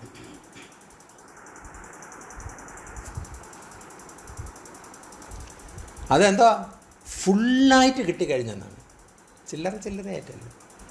നിൻ്റെ ആഗ്രഹം എന്തായിരുന്നു? അവരെല്ലാം എന്നെ ശ്രദ്ധിക്കണം, എന്നെ ബഹുമാനിക്കണം, എന്നെ ആ ഒരു ലെവലിൽ വരണം. അതിന് പൂർണ്ണമായിട്ട് കിട്ടിക്കഴിഞ്ഞു. അതിലെന്തോ ഇരിക്കുന്നു? കപടഭക്തികാരുടെ ടാങ്ക്സ് നമുക്കെന്തിന്? ജനം മുഴുക്കൂ, ആ വ്യക്തിയുടെ അടുത്ത് സപ്പോർട്ടാണ്, ഭയങ്കര സ്നേഹമാണ്. അവൻ്റെ സ്നേഹം നമുക്ക് വേണ്ട. കാരണം വചനം പറയുന്നത് കപടഭക്തിക്കാരാണ്. അവൻ പ്രാർത്ഥിച്ചതിന് അവന് പ്രതിഫലം കിട്ടിക്കഴിഞ്ഞു. കാരണം ഇവരുടെ സപ്പോർട്ട് വേണമെന്ന് പറഞ്ഞു, കിട്ടി. But when you pray go in to your room. പക്ഷെ നിങ്ങൾ പ്രാർത്ഥിക്കുമ്പോൾ മുറിയുടെ അകത്ത് കയറി കതവ് അടച്ച് രഹസ്യത്തിലുള്ള പിതാവിൻ്റെ അടുത്ത് രഹസ്യത്തിലുള്ള നിങ്ങളുടെ പ്രാർത്ഥനയ്ക്ക് മറുപടി തരും. അത് കാണാത്ത when you father who sees that is done in secret, പിതാവായ ദൈവം നിങ്ങൾ രഹസ്യത്തിലാണ് പ്രാർത്ഥിക്കുന്ന കാണുമ്പോൾ will reward you. And when you pray do not keep on babbling. എന്നിട്ട് പറയുന്നു 7ാമത്തെ വാക്യം വായിച്ചേ. പ്രാർത്ഥിക്കുമ്പോൾ ജാതികളെ പോലെ ജൽപ്പനം ചെയ്യരുത്. അപ്പോൾ ജാതികളാണ് ജൽപ്പനം ചെയ്യുന്നത്. വീണ്ടും വീണ്ടും വീണ്ടും പ്രാർത്ഥിച്ചു.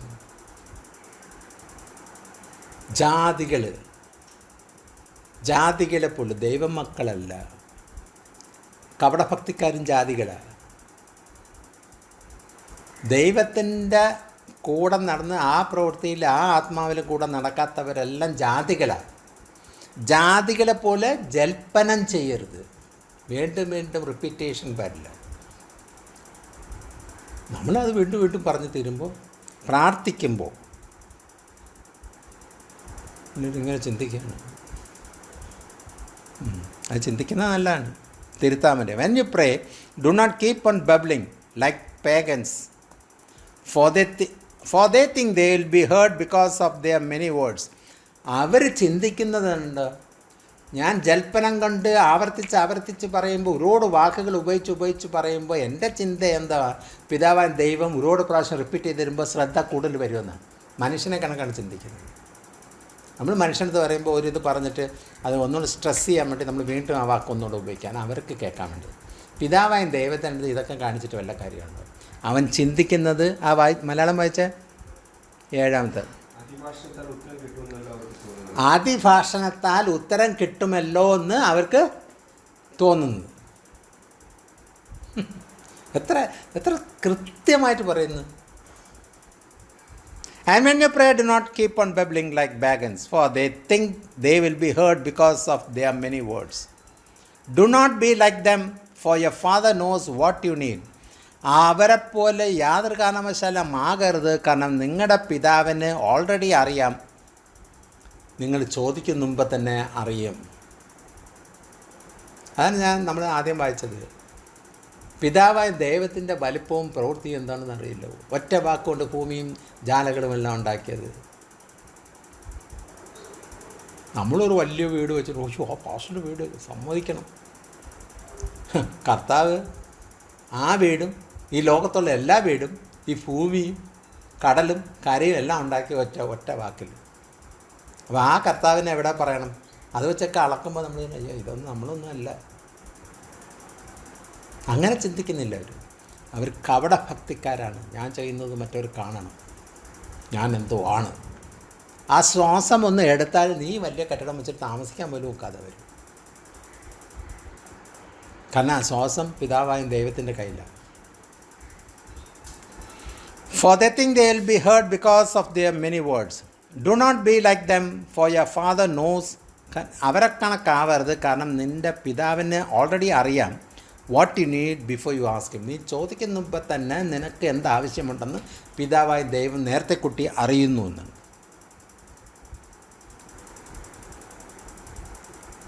അപ്പോൾ എന്താണ് നമ്മൾ വാക്കും വേണ്ട. അതാണ് ഞാൻ പണ്ടും പറയാറുള്ളത്. നമ്മൾ വാക്ക് വേണ്ട, വചനത്തിൻ്റെ കാര്യങ്ങൾ എടുത്ത് വെച്ച് പ്രാർത്ഥിക്കുകയും വേണ്ട. നീ ആവശ്യപ്പെടുന്ന മുമ്പേ തന്നെ നിൻ്റെ പിതാവ് നിൻ്റെ ആവശ്യമിന്നതെന്ന് അറിയുന്നു. മറ്റവരെ കണക്കാകരുത്. അതുകൊണ്ടാണ് അവരൊക്കെ പ്രാർത്ഥിക്കുമ്പോൾ ഞാൻ പ്രാർത്ഥിക്കാറില്ല. പക്ഷേ എൻ്റെ ഉള്ളിൽ എപ്പോഴും പ്രാർത്ഥനയുണ്ട്. എന്ന് വെച്ചാൽ നിങ്ങൾ പറയുന്ന പ്രാർത്ഥനയല്ല, ആ കണക്ഷൻ പിതാവായ ദൈവമായിട്ടൊരു കണക്ഷനിലിരിക്കുമ്പോൾ അതൊരു പ്രാർത്ഥനയാണ്. ആ സമയത്ത് ഞാൻ വാക്കുകൾ ഉപയോഗിച്ചില്ലെങ്കിൽ എൻ്റെ ആവശ്യം ഇന്നതെന്ന് പിതാവ് അറിയുന്നു.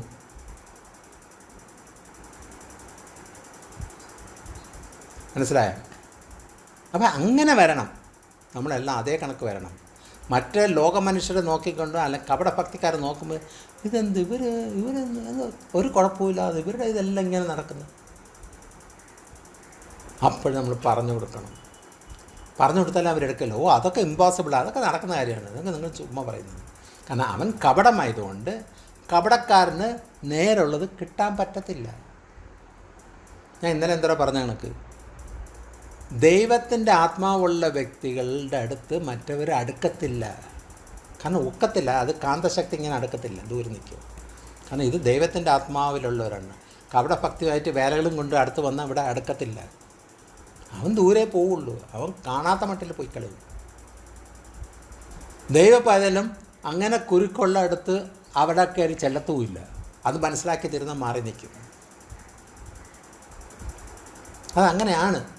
ഞാൻ എൻ്റെ ഒരുപാട് അനുഭവങ്ങളുണ്ട്. ചിലയിടത്ത് വരുന്നത് ഞാൻ മൈൻഡ് ചെയ്യത്തില്ല. അപ്പം അങ്ങനെയൊക്കെ പ്രവൃത്തികളും കാര്യങ്ങളും വരുമ്പോഴാണ് ഞാൻ ഒന്നുകൂടെ ദൈവത്തിനെ സ്തുതിക്കുന്നത്. ആ ആത്മാവ്, ദൈവത്തിൻ്റെ ആത്മാവ് വന്ന് ഒന്നുകൂടെ കൺഫേം ചെയ്യുന്നത്. അപ്പം ആ രീതിയിൽ വരണമെന്നാണ് ദൈവത്തിൻ്റെ അന്ന്. So do not be like them. അവരെ കണക്ക് യാതൊരു കാരണവശാലും ആവരുത്. For your father knows. കാരണം നിൻ്റെ പിതാവിന് വ്യക്തമായിട്ട് അറിയാം നിനക്ക് എന്താവശ്യമെന്ന്. നീ ചോദിക്കുന്ന മുമ്പ്, ഇത്ര കൃത്യമായിട്ട് പറയുന്നു, ചോദിക്കുന്ന മുമ്പേ അറിയാം. പിന്നെ എന്തിനാ നമ്മൾ ഇങ്ങനെയൊക്കെ ചോദിക്കുന്നത്? അപ്പം മറ്റുള്ളവരെ പോലെ ആകരുത്. നമ്മൾ ചുറ്റും, നമ്മൾ സഭയിൽ പോകണം, നമ്മൾ കൺവെൻഷന് പോകണം, അവിടെയൊക്കെ പോകുമ്പോൾ അവരെല്ലാം കാണുമ്പോൾ അവരെ പോലെ ആകരുത്. നീ വരുന്ന മുമ്പേ നിൻ്റെ ആവശ്യം ഇന്നത് ഞാൻ അറിയുന്നു. നീ ചോദിക്കുന്ന മുമ്പേ ഞാൻ അറിയുന്നു. I know what you know. എനിക്ക് വ്യക്തമായിട്ട് അറിയാം നിനക്ക് എന്താ ആവശ്യമെന്ന്. ഇന്ന് നമുക്ക് എന്താ ആവശ്യമെന്ന് ദൈവത്തിന് അറിയാം. നാളെ എന്താ ആവശ്യമെന്ന് ദൈവത്തിന് അറിയാം. അപ്പം മറ്റുള്ളവരെ കണക്ക്, കപട ഭക്തി കണക്ക് നമ്മൾ പ്രാർത്ഥിക്കുന്നത് എന്തിന്? അവർ ചെയ്യുന്ന കണക്ക് നമ്മൾ ചെയ്യുന്ന എന്തിന്? അതിനാണ് ഇവിടെ വ്യക്തമായിട്ട് ഇന്നെടുത്ത് പറഞ്ഞത്. ഗ്രഹിക്കാനുള്ള കൃപ ദൈവം തരട്ടെ എന്ന് പ്രാർത്ഥിക്കണം. സ്തോത്രം. ഒരു പാട്ട് പാടാം.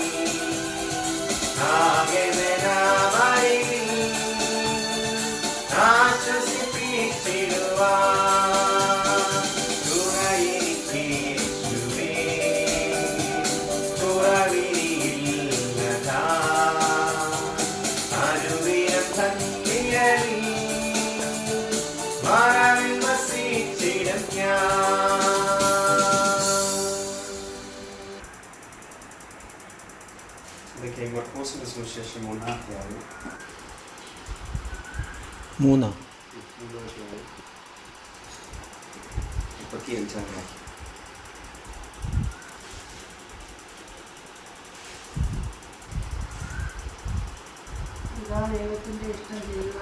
അറിയുന്നവൻ തന്നെ എൻ്റെ സഹോദരനും സഹോദരി അമ്മയും ആകുന്നു.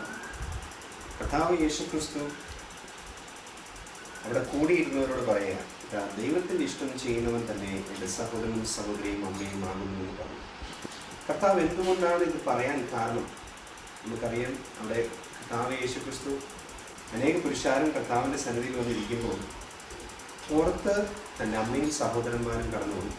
എന്നിട്ട് അവിടെ ഉള്ള ഒരു വ്യക്തികളുടെ കർത്താവിൻ്റെ അടുക്കലേക്ക് എത്താൻ സാധിക്കാത്തത്ര പുരുഷാരം അടുത്തെത്തുന്നത്.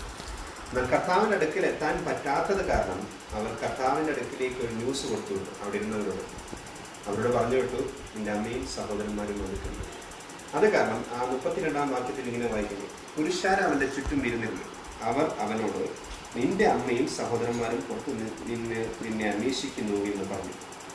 അവർ അവനോട്, അപ്പോൾ ആരോ വന്ന് കർത്താവിനോടൊന്ന് പറയാൻ, നിന്റെ അമ്മയും സഹോദരന്മാരും പുറത്തു നിൽക്കുന്നു, നിന്നെ അന്വേഷിക്കുന്നു. അപ്പോൾ കർത്താവിനെ അന്വേഷിച്ച് വരുന്ന തൻ്റെ അമ്മയും സഹോദരന്മാരും വെളിയിൽ നിൽക്കുമ്പോൾ അവരോട് പറഞ്ഞു വിട്ട ഉത്തരത്തിന് കർത്താവ് ഒരു മറുപടി കൊടുക്കുക. ഈ മറുപടിക്ക് വളരെ പ്രാധാന്യമുണ്ട്. കർത്താവ് വ്യക്തമാക്കി പറയേ, അവൻ അവരോട്, ഈ വന്ന് കർത്താവിനോട് ഒന്ന് പറഞ്ഞ വ്യക്തി ആരാണെന്നോ ഒന്നും ഇവിടെ പ്രാധാന്യമില്ല. എന്നാൽ വന്ന വ്യക്തി അല്ലെങ്കിൽ കർത്താവിനോട് പറയാൻ വിട്ട വ്യക്തി കർത്താവിനോട് ഒന്ന് പറയാൻ നിന്റെ അമ്മയും സഹോദരന്മാരും വെളിയിൽ വന്ന് നിൽക്കുന്നു. എന്നാൽ കർത്താവ് ആ വന്ന വ്യക്തിയോട് പറയുന്നതിന് പകരം അവിടെ നിന്ന് ഇരിക്കുന്നവരോട് പറയേ, അവനവരോട് എൻ്റെ അമ്മയും സഹോദരന്മാരും ആരെന്ന് പറഞ്ഞിട്ട് ചുറ്റിലും ഇരിക്കുന്നവരെ നോക്കിക്കൊണ്ട് എൻ്റെ അമ്മയും സഹോദരന്മാരും ഇതാ. അവിടെ ആ വ്യക്തമാക്കി അതിലൊരു ഭാഗം മനസ്സിലാക്കണം. ഈ 3-ാം അധ്യായത്തിൽ ഒരുപാട് കാര്യങ്ങൾ ഈ വചനാടിസ്ഥാനത്തിൽ തന്നെ എഴുതിയിട്ടുണ്ട്. കർത്താവ് യേശുക്രിസ്തുവിനോടൊക്കെ വന്ന് ഈ വന്ന വ്യക്തി വന്ന് പറയുന്നത് അമ്മയും സഹോദരന്മാരും വെളിയിൽ വന്ന് നിൽക്കുന്നു, നിന്നെ അന്വേഷിക്കുന്നു. എന്നാൽ ആ വന്ന വ്യക്തി പറയുമ്പോഴും ആ വന്ന വ്യക്തിയോട് മറുപടി പറയുന്നതിന് വരും കർത്താവ് അവിടെ ഇരിക്കുന്ന പുരുഷാരത്തോട് പറയേ, ഈ ഇരിക്കുന്നവരാണ് എൻ്റെ അമ്മയും സഹോദരന്മാരും. ആ എന്തുകൊണ്ട് ഇത് പറഞ്ഞെന്നും കൂടെ വ്യക്തമാക്കി മനസ്സിലാക്കണം. അതിനെ എന്തുകൊണ്ട് പറഞ്ഞെന്നുള്ള വ്യക്തമാക്കിയ വിഷയമാണ് താൻ പിന്നത്തേതിൽ പറയുന്നത്. എന്നാൽ കർത്താവ് ഈ ഉത്തരം പറയുന്നതിന് 2 ഉദ്ദേശമുണ്ട്. ആ ഉദ്ദേശം മനസ്സിലാക്കാനാണ് ഈ വചനം കർത്താവ് ഇവിടെ പറഞ്ഞിരിക്കുന്നത്. 2 കാര്യം ഇതിൽ എന്തുകൊണ്ട് കർത്താവ് ഇത് പറയാനിടയായി, എന്തുകൊണ്ട് ഈ ഉത്തരം അവിടെ ഇരിക്കുന്നവരോട് പറയുന്നു, വ്യക്തമാക്കി മനസ്സിലാക്കണം. 2 കാര്യങ്ങൾ ഇതിൽ വ്യക്തമാക്കി മനസ്സിലാക്കണം. ആ ഭാഗം മനസ്സിലാക്കണമെങ്കിൽ നമ്മളത് 7-ാം വാക്യം മുതൽ വായിച്ചു വരുമ്പോൾ ഇതിൻ്റെ കൃത്യമായ ഒരു ഭാഗങ്ങൾ മനസ്സിലാക്കി വരും. കർത്താവിനോട് കടന്നു വന്ന് കർത്താവിൻ്റെ കൂടെ ഇരിക്കുന്നവരോട് കർത്താവിന് 2 കാര്യം പറയാനുണ്ട്. ഒന്ന്, ഒരുവൻ വന്ന് കർത്താവിനോട് പറയാൻ എൻ്റെ അമ്മയും സഹോദരന്മാരും പുറത്ത് നിൽക്കുന്നുണ്ട്. അപ്പോൾ നമ്മൾ മനസ്സിലാക്കണം, കർത്താവിൻ്റെ സന്നിധിയിൽ ഇവരാരും വന്നില്ല. കർത്താവിൻ്റെ അമ്മയും തൻ്റെ സഹോദരന്മാരും ഇവിടെ കർത്താവ് ചെല്ലുന്നിടത്തൊന്നും ഇവർ ചെല്ലുന്നില്ല. കർത്താവ് പോകുന്നിടത്ത് ഇവരാരും പോകുന്നില്ല. കർത്താവിൻ്റെ വചനം കേൾക്കാൻ ഇവരിയ്ക്കുന്നില്ല. അത് വേറെ ഭാഗത്തും ഇതിൻ്റെ ഭാഗം വ്യക്തമാക്കി മനസ്സിലായി, അതിലേക്ക് കടക്കുന്നില്ല. ഇവിടെ കർത്താവ് വന്ന് ശുശ്രൂഷിക്കുമ്പോൾ പുരുഷാരമെല്ലാം കടന്നു വരുമ്പോഴും തൻ്റെ അമ്മയും സഹോദരന്മാരും കടന്നു വരുന്നില്ല. അവരോട് വന്ന് പറയുന്ന ഒരു വ്യക്തി ഇവിടെ പ്രാധാന്യമാണ്. ആ വ്യക്തിയുടെ പേര് ഇവിടെ പ്രസക്തിയല്ല. പക്ഷെ ആ വ്യക്തി വന്ന് കർത്താവിനോട് പറയുന്നതാണ് 32-ാം വാക്യം. അവൻ അവരോട്, നിന്റെ അമ്മയും സഹോദരന്മാരും പുറത്തു വന്ന് നിന്നെ അന്വേഷിക്കുന്നു എന്ന് പറഞ്ഞു.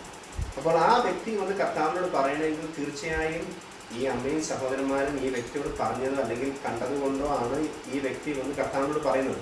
ഇല്ലെങ്കിൽ ആ വ്യക്തി വന്ന് ഈ ജനത്തിൻ്റെ ഇടയ്ക്ക് ഇത്രയും വലിയൊരു കാര്യമായിട്ട് വന്ന് പറയത്തില്ല. അങ്ങനെ അന്വേഷിക്കുന്നു എന്ന് പറയണമെങ്കിൽ തീർച്ചയായും കർത്താവ് ഈ പറഞ്ഞ മറുപടിയുടെ അടിസ്ഥാനത്തിൽ ഈ വ്യക്തി തിരിച്ചുപോയി മറുപടി പറഞ്ഞിട്ടുണ്ടാകണം. ആ മറുപടി പറയുമ്പോൾ എന്തായിരിക്കും അമ്മയുടെയും സഹോദരന്മാരുടെയും ആ മനസ്സുണ്ടാകുന്ന മനസ്സിൽ നമ്മൾ മനസ്സിലാക്കണം. ഞാനത് കുറച്ച് വായിച്ചപ്പോൾ ഇതിനെ കുറച്ചും കൂടെ ടച്ച് ചെയ്ത്, ഈ വ്യക്തി ഒന്ന് കർത്താവിനോട് പറയേ, നിന്നെ അന്വേഷിച്ച് നിന്റെ അമ്മയും സഹോദരന്മാരും വന്ന് നിൽക്കും. കർത്താവ് അതിന് മറുപടി ഈ വ്യക്തിയോട് പറയുന്നത് പകരം ഈ ജനത്തോട് പറയാം. അപ്പോൾ ഈ വ്യക്തി എന്തായിരിക്കും തിരിച്ചു നിന്ന് അവരോട് പറയുന്നത്? കർത്താവ് പറഞ്ഞു, നിങ്ങളല്ല എൻ്റെ അമ്മയും സഹോദരന്മാരും, ഇവിടെ അകത്തിരിക്കുന്നവരാണ് എൻ്റെ അമ്മയും സഹോദരന്മാരും. കാരണം ഇതാണെന്നും പറഞ്ഞു. കാരണം ഇത്രയാണ്, എൻ്റെ ഇഷ്ടം ചെയ്യുന്നവരത്രേ എൻ്റെ അമ്മയും സഹോദരന്മാരും. അപ്പോൾ ഈ വന്ന അമ്മ, കർത്താവിൻ്റെ സ്വന്തം അമ്മയും തൻ്റെ സഹോദരന്മാർക്കുമുള്ള ഫീലിങ്സ് എന്തായിരിക്കും നമ്മൾ മനസ്സിലാക്കണം. ഈ വ്യക്തി എന്താണ് കർത്താവിനോട് പറഞ്ഞു വിട്ടത്, ആ വ്യക്തി കേട്ട പാടെ തിരിച്ചുപോയി പറയുകയാണ്, ഇങ്ങനെയാണ് കർത്താവ് പറഞ്ഞതെന്ന് പറഞ്ഞു കഴിഞ്ഞാൽ എത്രത്തോളം ഒരു ഹേർട്ട് ചെയ്യുമെന്നുള്ളത് നമ്മൾ മനസ്സിലാക്കും. നമ്മൾ ദൈവവചനം വായിക്കുമ്പോൾ ദൈവത്തിൻ്റെ വചനത്തിൽ കർത്താവ് ആരെയും മനഃപൂർവ്വം ഹേർട്ട് ചെയ്യാറില്ല. എന്നാൽ കർത്താവ് ഈ വചനം പറയുമ്പോൾ നമ്മുടെ ഉള്ളം കത്തും. എന്താണ് നമ്മുടെ ജീവിതത്തിലെ തെറ്റ്? നമ്മുടെ ജീവിതം കർത്താവ് വ്യക്തിപരമായി വചനത്തിൽ കൂടെ ആരെയും കുത്താനോ വർത്താനോ ഒന്നും പറയാറില്ല. പക്ഷേ കർത്താവിടെ പറയുമ്പോൾ അതിലെ സത്യം പറയുമ്പോൾ അതിലെ തെറ്റ് എന്താണെന്ന് നമ്മളെ ബോധ്യപ്പെടുത്തുകയും ഈ തെറ്റാണ് നമ്മളിവിടെ വായിച്ച് മനസ്സിലാക്കേണ്ടത്. കർത്താവിനോട് പറഞ്ഞു വിട്ട ഈ വ്യക്തി എന്ന് പറയുമ്പോൾ അവൻ പറയുന്നത് ഒറ്റൊരു സംഭവമാണ്, നിന്റെ അമ്മയും സഹോദരന്മാരും അത് വെളിയിൽ നിൽക്കുന്നു. അപ്പോൾ സ്വാഭാവികമായി ഈ കേട്ട ഉത്തരം കർത്താവോട് പറഞ്ഞ മറുപടി ആ ജനത്തോട് പറയുമ്പോൾ ഈ വ്യക്തി സ്വാഭാവികമായി ഇവരോട് പറയുമല്ലോ. കർത്താവ് പറഞ്ഞു ഇവിടെ നിന്റെ അമ്മയും സഹോദരന്മാരും അവൻ്റെ അകത്തിരിക്കുന്നവരാണ് എന്ന് പറയുമ്പോൾ അവർക്ക് സ്വാഭാവികമായി ഹേർട്ട് ചെയ്യും. കാരണമുണ്ട്. ആ ഭാഗം വായിച്ചു പറഞ്ഞെങ്കിൽ കുറച്ചും കൂടെ ഭാഗം മനസ്സിലാക്കണമെങ്കിൽ 7-ാം വാക്യങ്ങൾ വായിക്കുമ്പോൾ അതിൻ്റെ കുറച്ചും കൂടെ കാര്യം മനസ്സിലാക്കും. ഞാൻ ജസ്റ്റ് അത് വായിച്ചു പോകാം. അപ്പോൾ അതിൻ്റെ കാര്യം മനസ്സിലാക്കും. യേശു ശിഷ്യന്മാരുമായി കടൽക്കരയ്ക്ക് പോയി. ഗലീലിൽ നിന്ന് വലിയൊരു പുരുഷാരം അവനെ അനുഗമിച്ചു. വായിച്ച ആദ്യം വാക്യം മീനാണ്, യേശു ശിഷ്യന്മാരുമായി കടൽക്കരയ്ക്ക് പോയി. ഗലീലിൽ നിന്ന് വലിയൊരു പുരുഷാരം അവനെ അനുഗമിച്ചു. യഹൂദയിൽ നിന്നും യെരുശലേമിൽ നിന്നും ഏദോമിൽ നിന്നും യോർദാനിൽ നിന്നും സോരാമിലും സീദോനിലും ചുറ്റുപാടിനും വലിയൊരു കൂട്ടം അവനെ ചെയ്തവയെക്കുറിച്ച് കേട്ട് അവൻ്റെ അടുക്കൽ വന്നു. പുരുഷാരൻ തന്നെ ഞെരുക്കാതിരിക്കേണ്ടതിന് അവരുടെ നിമിത്തം ഒരു ചെറുപടക് തനിക്കൊരുക്കി നിർത്തുവാൻ അവൻ ശിഷ്യന്മാരോട് പറഞ്ഞു. അവൻ അനേകരെ സൗഖ്യമാക്കിയാൽ ബാധകളുള്ളവരൊക്കെയും അവനെ തുടരേണ്ടതിന് തിരക്കി വന്നു. അശുദ്ധാത്മാക്കളും അവനെ കാണുമ്പോഴൊക്കെയും അവൻ്റെ മുമ്പിൽ വീണ് നീ ദൈവപുത്രൻ എന്ന് നിലവിളിച്ച് പറയും. തന്നെ പ്രസിദ്ധമാക്കാതിരിക്കേണ്ടതിന് അവൻ അവരെ വളരെ ശാസിച്ചു പോകും. ഈ ഭാഗം വായിക്കുമ്പോൾ നമുക്ക് സത്യം പറഞ്ഞാൽ ഒന്നും മനസ്സിലായില്ല. കർത്താവ് ചെയ്ത അത്ഭുതങ്ങളും അടയാളങ്ങളും ആണ് ഇവിടെ കാണുന്നത്. എന്നാൽ ഇവിടെ ഒരു കാര്യം മനസ്സിലാക്കണം. ആ വാക്യം തുടങ്ങുന്നത് എങ്ങനെയാണ്? യേശു ശിഷ്യന്മാരുമായി കടൽക്കരയ്ക്ക് പോയി. ആരാണ് കർത്താവിൻ്റെ ശിഷ്യന്മാരുടെ? ഈ ഭാഗത്ത് പറയുന്ന ശിഷ്യന്മാർ ആരാണെന്ന് നമ്മൾ വ്യക്തമാക്കിയായിരുന്നു. ഈ ശിഷ്യന്മാർ കർത്താവ് തിരഞ്ഞെടുത്ത 12 ശിഷ്യന്മാരല്ല. വ്യക്തമാക്കി നമ്മൾ ഭാഗം വായിച്ച് മനസ്സിലാക്കുമ്പോൾ മനസ്സിലാവും. ഈ ശിഷ്യന്മാർ കർത്താവിൻ്റെ 12 ശിഷ്യന്മാരല്ല. കർത്താവിൻ്റെ കൂടെ അനേക ശിഷ്യന്മാരുണ്ടായിരുന്നു. യേശുവിൻ്റെ കൂടെ അനേക കർത്താവിൻ്റെ കൂടെ പുറകെ പോകുന്നവരുണ്ടായിരുന്നു. ഈ യേശുവിൻ്റെ ശിഷ്യന്മാരെ കൊണ്ട് കർത്താവിൻ്റെ പുറകെ നടക്കുന്നത് കർത്താവിൻ്റെ വിടുതലും കർത്താവിൻ്റെ പ്രവൃത്തിയും അവരുടെ ജീവിതത്തിൽ കാണാൻ തുടങ്ങിയപ്പോൾ ഈ ഗലീല പട്ടണം മാത്രമല്ല, അത് വായിക്കുമ്പോൾ കാണാം, ഗലീലയിൽ വലിയ പുരുഷാരം എന്ന് വെച്ചാൽ ഗലീലയിൽ നിന്ന് തന്നെ ഒത്തിരി പുരുഷാരം അവനെ അനുഗമിച്ചു. അപ്പോൾ കർത്താവ് നടന്നു പോകുമ്പോൾ ഗലീലയിൽ അത്രയും ഒരുപാട് പുരുഷാരം കർത്താവിനെ അനുഗമിച്ചു. എന്നാൽ ഇനി കേൾക്കണം, യഹൂദയിൽ നിന്നും യെരുശലേമിൽ നിന്നും ഏദോമിൽ നിന്നും യോർദാൻ അക്കരയിൽ നിന്നും സോറിന്റെയും സീദോന്റെയും ചുറ്റുപാടിൽ നിന്നും വലിയൊരു കൂട്ടം അവൻ ചെയ്തതിനെ കുറിച്ച് കേട്ട് അവൻ്റെ അടുക്കൽ വന്നു. അപ്പോൾ എത്ര പേരാണ് കർത്താവിൻ്റെ അടുക്കൽ വന്നെന്ന് നോക്കണം. ഇവിടെ വ്യക്തമാക്കി ആ വചനം വായിക്കുമ്പോൾ കുറച്ചുകൂടെ മനസ്സിലാക്കണം. ആദ്യമേ ഗലീലയിൽ നിന്ന് കുറേ ജനം കർത്താവിൻ്റെ കൂടെ നടക്കേ. അപ്പം കർത്താവിനോട് തിരഞ്ഞെടുത്ത കുറച്ച് ഈ കർത്താവ് തിരഞ്ഞെടുത്ത ശിഷ്യന്മാരല്ല, കർത്താവിൻ്റെ കൂടെ നടക്കാൻ വേണ്ടി തീരുമാനിച്ച് കടന്നു വന്ന കുറേ ശിഷ്യന്മാരുണ്ട്. കർത്താവിൻ്റെ കൽപ്പനകൾ കേൾക്കാൻ വേണ്ടി അനുസരിക്കാൻ വേണ്ടി കൂടെ നടക്കുന്നുണ്ട്. എന്നാൽ ഇവരുടെ കൂടെ ഗലീലയിൽ നിന്ന് കടന്നു വരുന്നവരുടെ കൂട്ടത്തിൽ തന്നെ മറ്റുള്ള പട്ടണത്തിൽ നിന്നും സീദോനും സേറിലും യെരുശലേമിൽ നിന്നും യോർദാനിൽ ഇവിടെ നിന്നുള്ള എല്ലാ പുരുഷാരവും കർത്താവിൻ്റെ ശ്രുതി കേട്ടിട്ട് അവരും കൂടെ കർത്താവിനോട് വരും. അപ്പം ആ ജനം എത്രയെന്ന് നോക്കണം. കർത്താവിൻ്റെ പ്രവൃത്തികൾ കണ്ടപ്പോൾ, കർത്താവിൻ്റെ സത്യങ്ങൾ മനസ്സിലാക്കിയപ്പോൾ, താൻ തിരഞ്ഞെടുത്ത 12 ശിഷ്യന്മാർക്ക് മുന്നേ ഈ പ്രവൃത്തികൾ കാണാൻ തുടങ്ങിയപ്പോൾ അനേകർ കർത്താവിൻ്റെ പുറകെ കടന്നു വരാനിടയായി. എന്നാൽ കർത്താവിൻ്റെ കൂടെ കടന്നു വരാനിടയായപ്പോൾ കർത്താവ് യേശുക്രിസ്തു ഈ കടന്നു വരുന്നവരെ കണ്ടപ്പോൾ കർത്താവ് അവിടെ നിന്ന് ഈ കൂടെ വന്ന ശിഷ്യന്മാരെന്ന് പറഞ്ഞ് മറ്റുള്ളവരോട് പറഞ്ഞു, ഈ തിക്കും തിരക്ക് ഇത്രയും വലിയൊരു ജനം നമ്മൾ വായിക്കുമ്പോൾ എത്ര വലിയ ജനം നമ്മളൊന്ന് എക്സ്പെക്ട് ചെയ്യണം. കാരണം ആദ്യം തന്നെ പറയുന്നത് ഗലീലിൽ നിന്ന് ഒത്തിരി വലിയ പുരുഷാരം, അതുകൂടാതെ ഇത്രയും പട്ടണത്തിൽ നിന്ന് അനേകർ വന്നു. അപ്പോൾ അത്രയും തിക്കി തിരക്കി ജനം വന്നപ്പോൾ കർത്താവ് അവിടെ ഇരുന്ന ശിഷ്യന്മാരോട് നമ്മൾ പറയുന്ന ഒരു വ്യക്തിയോട് പറഞ്ഞു, നിങ്ങൾ ഈ തിക്ക് തിരക്കൊന്നും എന്നെ ഒഴിവാക്കാൻ വേണ്ടി ചെറിയ പടകൊരുക്കുക. വലിയ പടകൊന്നും വേണ്ട, വലിയ പുരുഷാരമായിരിക്കാം, പക്ഷെ എനിക്ക് വേണ്ട ഒരു ചെറിയ പടക്. നിങ്ങൾ എനിക്കൊരു ചെറിയ പടകൊരുക്കുക. ആ പടകിൽ ഞാൻ കർത്താവ് കയറിയിരുന്ന് അവിടെ നിന്നിട്ട് കർത്താവ് പ്രസംഗിക്കുകയും അവിടെ ഉള്ളവരെ സൗഖ്യമാക്കാനിടയായി. സൗഖ്യമാക്കുന്നതിൽ അനേക സൗഖ്യം പ്രാപിക്കുന്ന ഭൂതങ്ങൾ വിട്ടുപോകാനിടയായി. ഭൂതങ്ങൾ വിട്ടുപോകുന്നതിന് തൊട്ട് മുന്നേ ഭൂതങ്ങൾ പറയുന്നത് ദൈവപുത്രനാണ്. എന്ന് വെച്ചാൽ ഈ കടന്നു വന്നവർ കർത്താവിൻ്റെ പ്രവൃത്തികൾ കാണുന്നു, അതോടൊപ്പം തന്നെ ഭൂതങ്ങൾ പോലും മനസ്സിലാക്കുന്നത് ദൈവപുത്രനാണ് എന്ന് പറഞ്ഞപ്പോൾ കർത്താവ് അവരെ ശാസിച്ചതും ഇണ്ടാതിരിക്കാൻ പറയുന്നു. ഇതാണ് നമ്മളവിടെ വായിച്ചു വരുന്ന ഭാഗം. ഞാനിത് പറയാൻ കാരണം ഇത്രയും ഒരു ഭാഗത്തിൽ കൂടെയാണ് ഇത്രയും വലിയ ജനം കർത്താവിൻ്റെ അടുക്കിലേക്ക് വന്നിരിക്കുന്നത്. ഇവിടെ കർത്താവിന് 12 ശിഷ്യന്മാരില്ല. കർത്താവിൻ്റെ ശിഷ്യന്മാരെന്ന് പറയുന്നത് പിന്നത്തെ താഴെ വായിക്കണം. പിന്നെ അവൻ മലയിൽ കയറി. വായിക്കുമ്പോൾ വ്യക്തമാക്കി കാണാം, വായിച്ചു വരണം. ഇതൊരു സംഭവം നടക്കുന്നത് മർക്കോസിന്റെ സുവിശേഷത്തിൽ വ്യക്തമാക്കി മനസ്സിലാക്കി തരേ. പിന്നെ അവൻ മലയിൽ കയറി തനിക്ക് ബോധിച്ചവരെ അടുക്കൽ വിളിച്ചു. അപ്പോൾ കർത്താവിന് ബോധിച്ചവരെയാണ്, കർത്താവിന് ഇഷ്ടമാണ്, അല്ലെങ്കിൽ തനിക്ക് ഇഷ്ടമുള്ളവരെ മാത്രമേ പിന്നത്തേതിൽ വിളിക്കുന്നുള്ളൂ. അനേകർ കർത്താവിൻ്റെ പുറകെ വരുന്നുണ്ട്, പുരുഷാരം വരുന്നുണ്ട്. ആ പുരുഷാരം കർത്താവിൻ്റെ പുറകെ വരികയും കർത്താവ് പറയുന്നതൊക്കെ അനുസരിക്കുന്ന പല കാര്യങ്ങൾ ചെയ്യുന്നുണ്ട്. പടകൊരുക്കാൻ പറഞ്ഞവർ ഒരുക്കി, കർത്താവിന് വേണ്ടി ചെയ്യേണ്ടത് പറയുന്നതൊക്കെ ചെയ്യുന്നത്. എന്നാൽ തനിക്ക് ഈ കൂട്ടത്തിൽ നിന്ന് കർത്താവിൻ്റെ തൻ മലയിൽ കയറി നിന്നിട്ട് തനിക്ക് ഇഷ്ടമുള്ള, തനിക്ക് ബോധിച്ചവരെ ഇതിൽ തിരഞ്ഞെടുക്കണം. ഈ ബോധിച്ചവരാണ് കർത്താവിന് പ്രാധാന്യം. തനിക്ക് ഇഷ്ടമുള്ളവരെ അല്ലെങ്കിൽ തനിക്ക് വേണ്ടപ്പെട്ടവരെന്ന് പറയുന്നവരെ, തനിക്ക് ബോധിച്ചവരെ താൻ വിളിച്ചു. ഇങ്ങനെയാണ് വാക്യം വായിക്കുന്നത്. പിന്നെ അവൻ മലയിൽ കയറി തനിക്ക് ബോധിച്ചവരെ അടുക്കൽ വിളിച്ചു. പിന്നെ അവൻ മലയിൽ കയറി തനിക്ക് ബോധിച്ചവരെ അടുക്കൽ വിളിച്ചു. അവർ അവന്റെ അരികെ വന്നു. അവർ തന്നോടുകൂടി ഇരിക്കുവാനും പ്രസംഗിക്കേണ്ടതിന് ആക്കുവാനും ഭൂതങ്ങളെ പുറത്താക്കേണ്ടതിന് അധികാരം ഉണ്ടാകുവാനും 12 പേരെയും നിയമിച്ചു. ഈ കൂട്ടത്തിൽ വന്ന ഈ ജനത്തിന്റെ ഇടയ്ക്ക് നിന്നാണ് കർത്താവ് ഈ 12 അപ്പോസ്തലന്മാരെ തെരഞ്ഞെടുക്കുന്നത്. വ്യക്തമാക്കി വചനം വായിക്കുമ്പോൾ മനസ്സിലാക്കണം. കർത്താവ് ഈ 12 അത് ഈ മർക്കോസ് സുവിശേഷത്തിന്റെ ഭാഗം യോഹന്നാൻ സുവിശേഷത്തിലേക്ക് വരുമ്പോൾ വ്യക്തമാക്കി കാണാം. ലൂക്കോസിലൊക്കെ 12 അപ്പോസ്തലന്മാരെന്നാണ് ഭിന്നത്തിൽ പറഞ്ഞ് മനസ്സിലാക്കുന്നത്. എന്ന് വെച്ച് കഴിഞ്ഞാൽ കർത്താവ് ശിഷ്യന്മാരായ അനേകരുണ്ടെങ്കിലും ശിഷ്യന്മാരെക്കാട്ടും കൂടുതൽ കർത്താവ് തെരഞ്ഞെടുത്തവരെ അപ്പോസ്തലന്മാരാക്കിയാണ് പിന്നെ മാറ്റുന്നത്. ഈ 12 പേരെ ഈ കൂട്ടത്തിൽ കർത്താവിനെ അനുസരിച്ചും കർത്താവിന്റെ കൂടെ നടക്കുന്നവരിൽ കർത്താവിന് ബോധിച്ച 12 പേരെ തെരഞ്ഞെടുത്തു. എന്തിനു വേണ്ടി? കർത്താവ് നോക്കിയപ്പോൾ ഇത്രയും വലിയ ജനം വരുന്നു. അതാണ് കർത്താവ് പിന്നത്തേതിൽ പറയുന്നുണ്ട്. താൻ അനേക വയലോ വിളഞ്ഞു കിടക്കുന്നു, അനേകം കൂലിക്കര ആക്കാൻ വേണ്ടി വേലക്കാരെ ചുരുക്കം, അതിനെ നമ്മളെ ഒരുക്കാൻ വേണ്ടി യജമാനോട് അപേക്ഷിക്കാൻ വേണ്ടി പറയുന്നുണ്ട്. അപ്പോൾ കർത്താവ് നോക്കി ഇത്രയും വലിയ പുരുഷാരം വരുമ്പോൾ കർത്താവിനെ കൊണ്ട് ചെയ്യാൻ പറ്റാത്തതുകൊണ്ടല്ല, എന്നാൽ പലരെയും പല ഡ്യൂട്ടി ഏൽപ്പിക്കാനുണ്ട്. അതിന് കർത്താവ് അവിടെ വചനത്തിൽ എഴുതിയിരിക്കുന്ന പോലെ 13-ാം വാക്യത്തിൽ എഴുതിയിരിക്കുന്നു, താൻ ബോധിച്ചവരെ തെരഞ്ഞെടുത്തു. എന്തിനു വേണ്ടിയാണ് അവരെ തെരഞ്ഞെടുത്തത്? കർത്താവ് ചെയ്ത ഈ ശുശ്രൂഷ ഇവർ കാണുവാനും ഈ ശുശ്രൂഷ ഇവർ ചെയ്യുവാൻ വേണ്ടി കർത്താവ് ബോധിച്ചവരെ തെരഞ്ഞെടുത്തു. എന്തിനാണ് അവരെ തെരഞ്ഞെടുത്തതെന്ന് അവിടെ എഴുതിയിട്ടുണ്ട്. അവൻ തന്നോടുകൂടെ ഇരിക്കുവാനും, വ്യക്തമാക്കി ശ്രദ്ധിക്കണം, കർത്താവിനോടുകൂടെ ഇരിക്കുവാനും, പിന്നെ എന്തിനാണ് പ്രസംഗിക്കേണ്ടതിനും അയക്കുവാനും ഭൂതങ്ങളെ പുറത്താക്കേണ്ടതിന് അധികാരം ഉണ്ടാകാനും 12 പേരെ നിയമിച്ചു. അപ്പോൾ ഏൽപ്പിച്ച ശുശ്രൂഷ കാണണം. കർത്താവിനോടുകൂടി ഇരിക്കുവാൻ, പ്രസംഗിക്കുവാൻ, ഭൂതങ്ങളെ പുറത്താക്കാൻ, വേറെ ഭാഗത്തും കൂടെ പറയുന്നുണ്ട് രോഗികളെ സൗഖ്യമാക്കാൻ. അപ്പോൾ വ്യക്തമാക്കി മനസ്സിലാക്കണം, തനിക്ക് ഇഷ്ടമുള്ള 12 പേരെ താൻ തിരഞ്ഞെടുത്തു ഈ കൂട്ടത്തിൽ നിന്ന്. കാരണം അത്രയ്ക്ക് പുരുഷാരമാണ് ഇവിടെ കടന്നു വരുന്നത്. അതുകൊണ്ടാണ് ആദ്യം ആ ഭാഗം വായിക്കുന്നത്. കർത്താവിൻ്റെ കൂടെ ഗലീലിൽ നിന്ന് ഒത്തിരി വലിയ പുരുഷാരം വന്നു. പിന്നെ എവിടെ നിന്നൊക്കെയാണ് വന്നത്?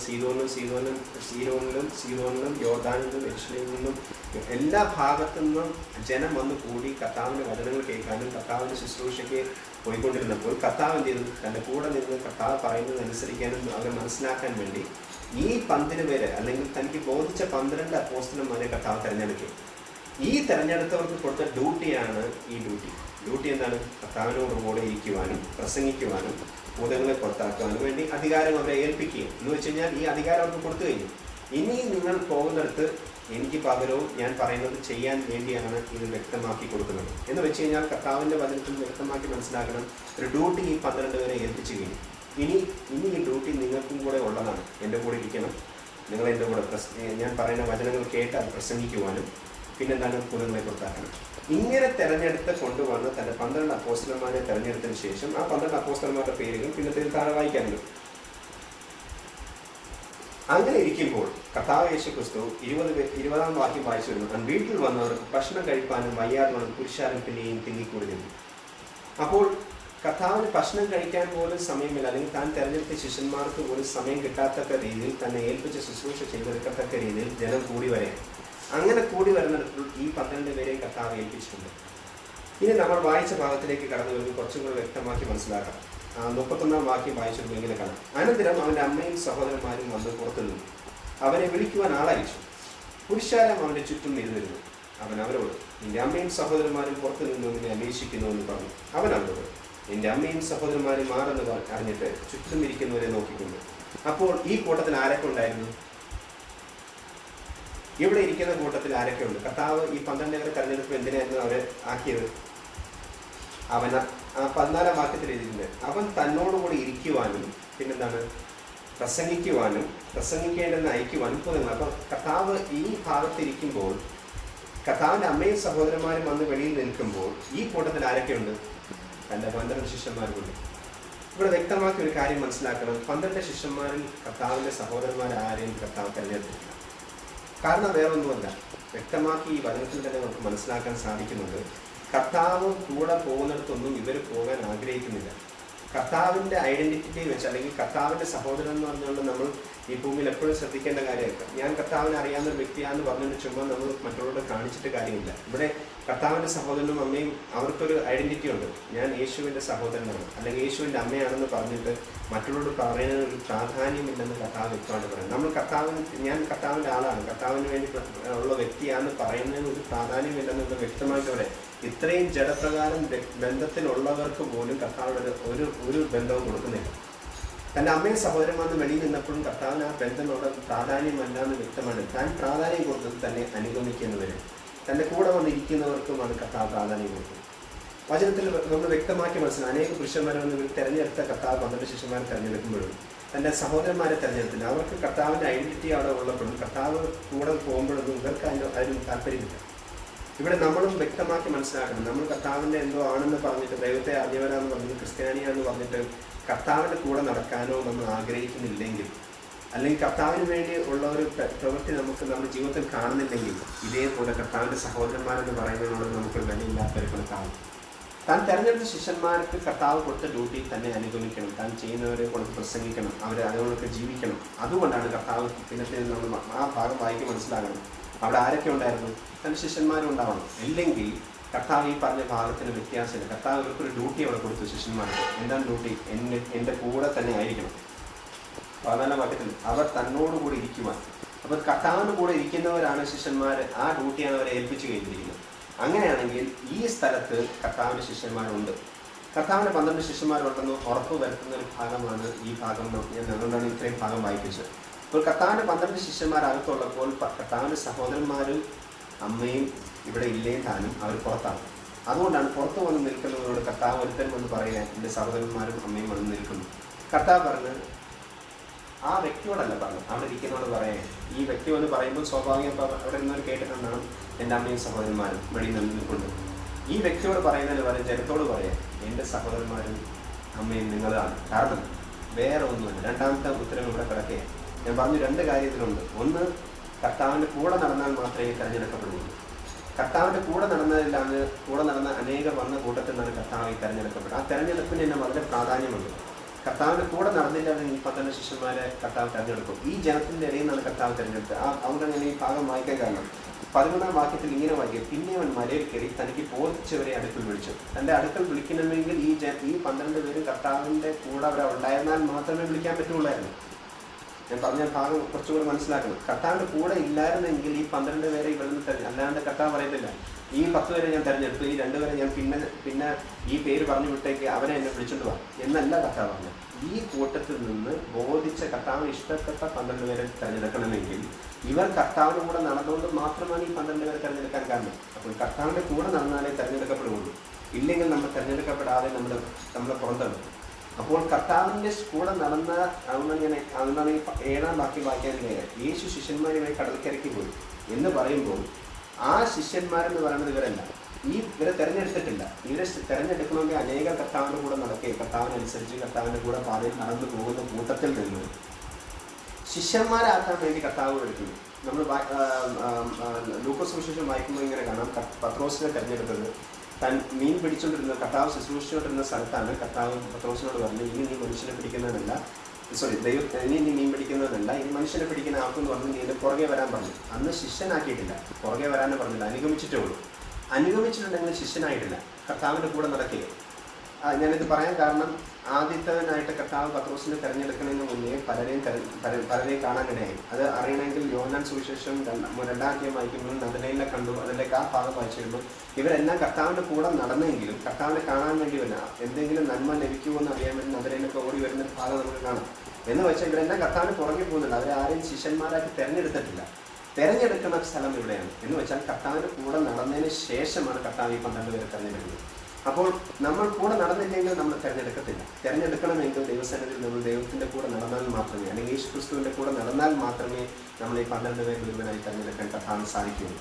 അങ്ങനെയാണെങ്കിൽ നമ്മൾ കൂടെ നടക്കണം. ഈ 12 പേരിൽ കൂടെ വരാതിരുന്നതിൻ്റെ കാരണം ഈ കർത്താവിൻ്റെ അമ്മയും ശിഷ്യന്മാരും സഹോദരന്മാർക്കും ഈ തിരഞ്ഞെടുപ്പിൽ വരാത്ത കാരണം ഇവരവരുടെ കൂടെ ഒന്നും കാണാറില്ല. ഇവർ ഈ ഒരു ഐഡന്റിറ്റി വെച്ചിട്ട് കർത്താവിന് വേണ്ടിയുള്ള എൻ്റെ സഹോദരനാണ് ഇവിടെ എല്ലാം പ്രവൃത്തി നടക്കണമെന്ന് പറഞ്ഞിട്ട് കാര്യമൊന്നുമില്ല. എൻ്റെ സഹോദരനാണ് മുഖ്യമന്ത്രി എന്നല്ല, സഹോദരൻ മന്ത്രിയാന്ന് പറഞ്ഞാൽ പോലും ഇന്ന് പ്രാധാന്യമില്ലെന്ന് വചനത്തിൽ കൂടെ മനസ്സിലാക്കി തരിക. കർത്താവിൻ്റെ വചനത്തിൽ കൂടെ മനസ്സിലാക്കുന്നത് ബന്ധങ്ങളിലല്ല കാര്യം. കർത്താവിൻ്റെ കൂടെ ആ കർത്താവിനോട് ഒരു അറ്റാച്ച്മെൻ്റ് ഉള്ള ആ വിശ്വാസത്തോടെ കർത്താവിൽ ആശ്രയിക്കുന്ന ഒരു വ്യക്തിക്ക് മാത്രമാണ് ബന്ധമുള്ളൂ. അല്ലാണ്ട് രക്തബന്ധത്തിൽ ഒരു ബന്ധവും ഇല്ലാന്ന് കർത്താവ് വ്യക്തമാക്കി പറയാം. രക്തബന്ധത്തിൽ കൂടെ ഒരു ബന്ധമില്ല. അതുകൊണ്ടാണ് കർത്താവ് പറഞ്ഞത് നിത്യത്തിൽ എത്തണമെങ്കിൽ രക്തബന്ധത്തിൽ കൂടെ അല്ല. ആര് എൻ്റെ വചനം കേട്ട് അനുസരിക്കുന്നു, എൻ്റെ ഇഷ്ടം ചെയ്യുന്നവർ അവർ മാത്രമേ പോകുള്ളൂ. ഇവിടെ ബന്ധങ്ങളോ ഒന്നും വെച്ചിട്ടല്ല നിത്യതയിൽ കാണുന്നത്. ഇവിടെ അമ്മയും സഹോദരന്മാരൊന്നും നിത്യതയിൽ പോകുന്നില്ല. കർത്താവ് രക്തബന്ധത്തിലല്ല കർത്താവ് കണക്കൂടുന്നത്. കർത്താവുമായിട്ടുള്ളൊരു ബന്ധമാണ് കർത്താവ് ആഗ്രഹിക്കുന്നത്. ആ ബന്ധത്തിൽ നിലനിൽക്കുന്നവർക്ക് മാത്രമേ നിത്യതയിൽ കാണാൻ സാധിക്കുള്ളൂ. ഇവിടെ യേശുവിൻ്റെ സഹോദരന്മാരും അമ്മയും വന്നിട്ടുണ്ട്. ഇവിടെ രണ്ട് കാര്യം ഞാൻ അതല്ല ഒരു കാര്യമാണ് ഇത്രയും നേരം എക്സ്പ്ലെയിൻ ചെയ്തത്. രണ്ടാമത്തെ കാര്യം, അവിടെ ഇരുന്നവരോട് കർത്താവ് പറയേ എന്നെ ഇഷ്ടം ചെയ്യുന്നവരാണ് എൻ്റെ അമ്മയും സഹോദരന്മാരും.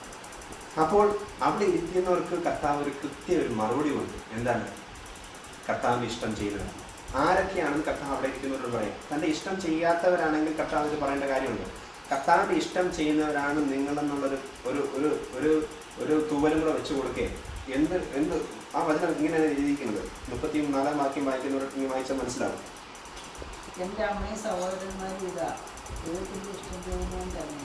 എൻ്റെ സഹോദരനും സഹോദരിയും ആ വചനം എത്ര വ്യക്തമാക്കി വായിക്കണം. നമ്മൾ വ്യക്തമാക്കി വായിച്ചാൽ ആ ഭാഗം മനസ്സിലാവും. ഇതാ ദൈവത്തിൻ്റെ ഇഷ്ടം ചെയ്യുന്നവൻ തന്നെ എൻ്റെ സഹോദരനും അമ്മയും ആകുന്നു എന്ന് പറഞ്ഞു. അത് വായിക്കുന്നതിന് തൊട്ട് മേളിൽ ഇങ്ങനെ എഴുതുന്നത് 6 എന്ന് പറഞ്ഞിട്ട് ചുറ്റിലും ഇരിക്കുന്നവരെ നോക്കിക്കൊണ്ട്. അപ്പോൾ അവിടെ ഇരിക്കുന്നവർക്ക് ഒരു റിവാർഡ് കൂടെ കൊടുക്കുക, അല്ലെങ്കിൽ ഒരു തൂവലും കൂടെ വെച്ചു കൊടുക്കുക. എൻ്റെ സഹോദരൻ, ആ വ്യക്തി വന്ന് കർത്താവിനോട് പറയാൻ നിൻ്റെ അമ്മയും സഹോദരന്മാരും പുറത്ത് നിൽക്കുന്നു, നിന്നെ അന്വേഷിക്കുന്നു. കർത്താവ് ആ വ്യക്തിയോട് മറുപടി പറയാതെ ഈ വ്യക്തിക്ക് കൂടെ കേൾക്കാൻ വേണ്ടി, അതോടൊപ്പം തന്നെ ഈ ജനത്തോട് മനസ്സിലാക്കാൻ വേണ്ടി, എൻ്റെ അമ്മയും സഹോദരന്മാരും പുറത്താണ് നിൽക്കുന്നത്, പക്ഷെ നിങ്ങൾ എൻ്റെ ഇഷ്ടം ചെയ്യുന്ന, അല്ലെങ്കിൽ പിതാവായ ദൈവത്തിൻ്റെ ഇഷ്ടം നിങ്ങൾ ചെയ്യുന്നത് കൊണ്ട്, വചനം എത്ര കൃത്യമായി നോക്കണം. എൻ്റെ അമ്മയും സഹോദരനും ദൈവത്തിൻ്റെ ഇഷ്ടം ചെയ്യുന്നവൻ തന്നെ എൻ്റെ സഹോദരന്മാരും സഹോദരിയും അമ്മയും ആകുന്നു എന്ന് പറഞ്ഞു. അപ്പോൾ കർത്താവിൻ്റെ സന്നിധിയിൽ വന്ന് തിരഞ്ഞെടുക്കപ്പെട്ടവരുടെ ലിസ്റ്റിൽ വരുമ്പോൾ കർത്താവിന് ഇതാണ് പറയുന്നത്, തൻ്റെ ഇഷ്ടം ചെയ്യുന്നവർ അവരാണ് എൻ്റെ സഹോദരനും സഹോദരി എന്ന് വെച്ചാൽ രക്തബന്ധമല്ല, ദൈവത്തിൽ ആശ്രയിച്ച് ദൈവത്തിൽ കൂടെ കർത്താവിൻ്റെ കൂടെ നടക്കുകയും കർത്താവിൻ്റെ ഇഷ്ടം ചെയ്യുന്നവരാണ് കർത്താവിന് വേണ്ടപ്പെട്ടവർ. അല്ലാതെ ബന്ധത്തിലോ ഇതിലൊന്നും കാരണമില്ല. ഒരു രക്തബന്ധത്തിലല്ല ദൈവവുമായിട്ടുള്ള ബന്ധം എന്ന് പറയുന്നത്. അതുകൊണ്ടാണ് റോമാലേഖം 6 നമ്മൾ 9-ാം അധ്യായം വായിച്ചു വരുമ്പോൾ വാഗ്ദത്ത സന്തതി എന്ന് പറയുന്നത് ഇസഹാക്ക് എന്ന് പറയുമ്പോഴും കർത്താവ് വെക്കുന്നത് വാഗ്ദത്ത സന്ധി അബ്രഹാമിൻ്റെ മക്കളെന്നല്ല. അബ്രഹാമിൻ്റെ മക്കളെക്കാട്ടും വാഗ്ദത്തത്തിൽ ജീവിക്കുന്നവർ, അല്ലെങ്കിൽ വാഗ്ദത്തത്തിൽ കർത്താവ് യേശുക്രിസ്തുവിൻ്റെ പ്രവൃത്തി അല്ലെങ്കിൽ വിശ്വാസത്തിൽ ജീവിക്കുന്നവർ മാത്രമാണ് വാഗ്ദത്ത സന്തതി. അല്ലാതെ വാഗ്ദത്ത സന്തതി എന്ന് പറഞ്ഞാൽ അബ്രഹാമിൻ്റെ മക്കൾ എല്ലാവരും വാഗ്ദത്ത സന്തതികളെന്നല്ല. 9-ാം അധ്യായം വായിക്കുമ്പോൾ പറയണ കുറേ കാര്യങ്ങളുണ്ട്, അതിൽ കടക്കുന്നില്ല. അങ്ങനെ ആകുന്നത് കർത്താവിൽ വിശ്വസിച്ച് കർത്താവിനെ അനുസരിച്ച് കർത്താവിൻ്റെ ഇഷ്ടം ചെയ്യുന്നവരാണ് ദൈവത്തിൻ്റെ ഇഷ്ടം ചെയ്യുന്നവരാണ് എൻ്റെ സഹോദരന്മാരും അമ്മയും എന്ന് കർത്താവിലൂടെ പറയുന്നു. വചനത്തിൻ്റെ 2 കാര്യം അതിനെ നമ്മൾ ബോധ്യപ്പെടുത്തുന്ന ഇത്രയേ ഉള്ളൂ.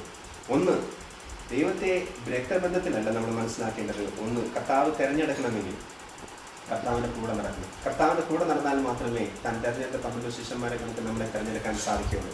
കർത്താവിൻ്റെ കൂടെ നടന്ന ഈ 12 ശിഷ്യന്മാരെ തിരഞ്ഞെടുക്കാൻ കർത്താവ് ബോധിച്ചവരെ തിരഞ്ഞെടുക്കണമെങ്കിൽ കർത്താവിനെ അനുസരിക്കുകയും കർത്താവിൻ്റെ കൂടെ നടക്കുകയും ചെയ്യുന്നവരെ മാത്രമേ കർത്താവ് ഇഷ്ടം ചെയ്യുന്നവരെന്ന് പറയുന്നുള്ളൂ. ഇവിടെയും കർത്താവ് പറയും തൻ്റെ ഇഷ്ടം ചെയ്യുന്നവൻ, ദൈവത്തിൻ്റെ ഇഷ്ടം ചെയ്യുന്നവനെ തന്നെ എൻ്റെ സഹോദരൻ സഹോദരിയുമാകുന്നു. കർത്താവിൻ്റെ ഇഷ്ടം ചെയ്യുന്നവരാണ് കർത്താവിൻ്റെ സഹോദരൻ സഹോദരിയും. അല്ലാതെ രക്തബന്ധത്തിൽ കൂടെ കർത്താവിനെ അറിയാൻ നമുക്ക് സാധിക്കില്ല. ദൈവത്തെ അനുസരിക്കുകയും കർത്താവിന് കൂടെ അനുസരിച്ച് മുന്നോട്ട് പോകുന്നു ദൈവത്തിൻ്റെ ഇഷ്ടം ചെയ്യുന്നവരെ മാത്രമാണ് ദൈവത്തിൻ്റെ സഹോദരൻ സഹോദരി. അങ്ങനെ നമുക്ക് മുന്നോട്ട് പോകാൻ ദൈവം നമ്മെ അനുഗ്രഹിക്കുന്നതാണ്.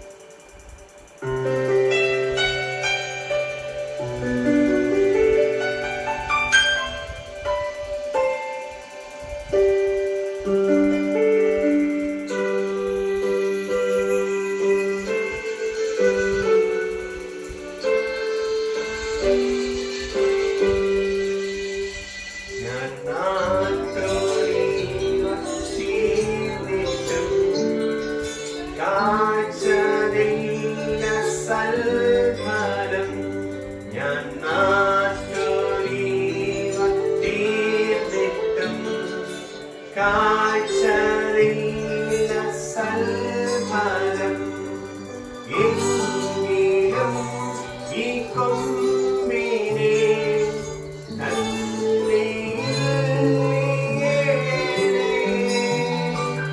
എങ്കിലും ഈ കൊമ്പിനെ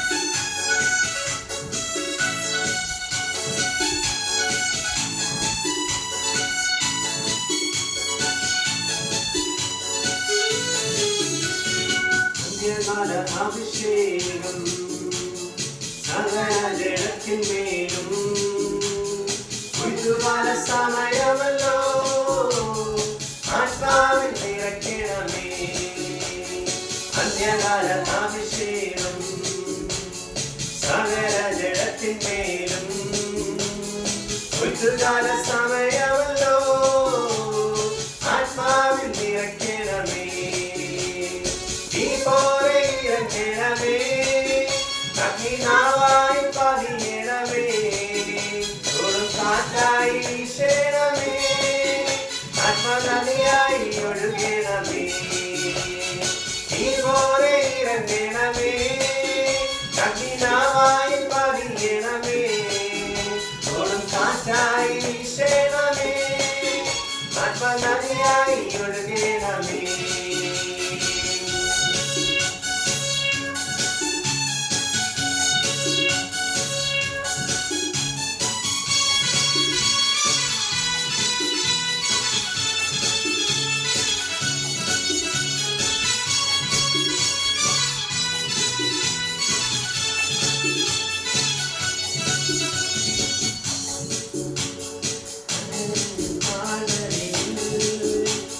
സൈന്യത്തെ ഞാൻ കാണുന്നു അധികാരം പകരണമേ ഇനി ആത്മാവിൽ പ്രവചിച്ചിടാം അസ്ഥിയുടെ താഴ്വരയിൽ ഒരു സൈന്യത്തെ ഞാൻ കാണുന്നു അധികാരം പകരണമേ ഇനി ആത്മാവിൽ പ്രവചിച്ചിടാം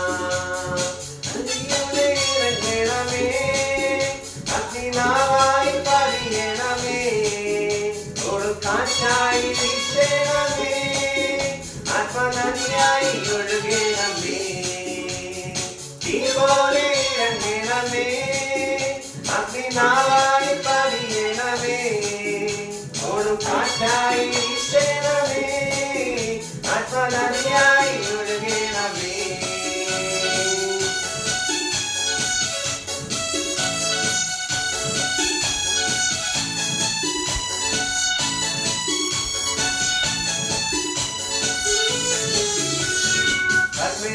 പ്രാർത്ഥനയിൽ ഒരു കൈമേഘം ഞാൻ കാണുന്നു ആഹാബ് വിതച്ച പോലെ അഗ്നിമഴയായി പെയ്യണമേ കർമ്മേലിലെ പ്രാർത്ഥനയിൽ ഒരു കൈമേഘം ഞാൻ കാണുന്നു ആഹാബ് വിതച്ച പോലെ അഗ്നിമഴയായി പെയ്യണമേ പോലെ ഇറങ്ങണമേ അഗ്നിനാവായി പതിയണമേ ഒരു കാറ്റായി വീശണമേ ആത്മനദിയായി ഒഴുകണമേ ഈ പോലെ ഇറങ്ങണമേ അഗ്നിനാവായി പതിയണമേ ഒരു കാറ്റായി വീശണമേ ആത്മനദിയായി ഒഴുകണമേ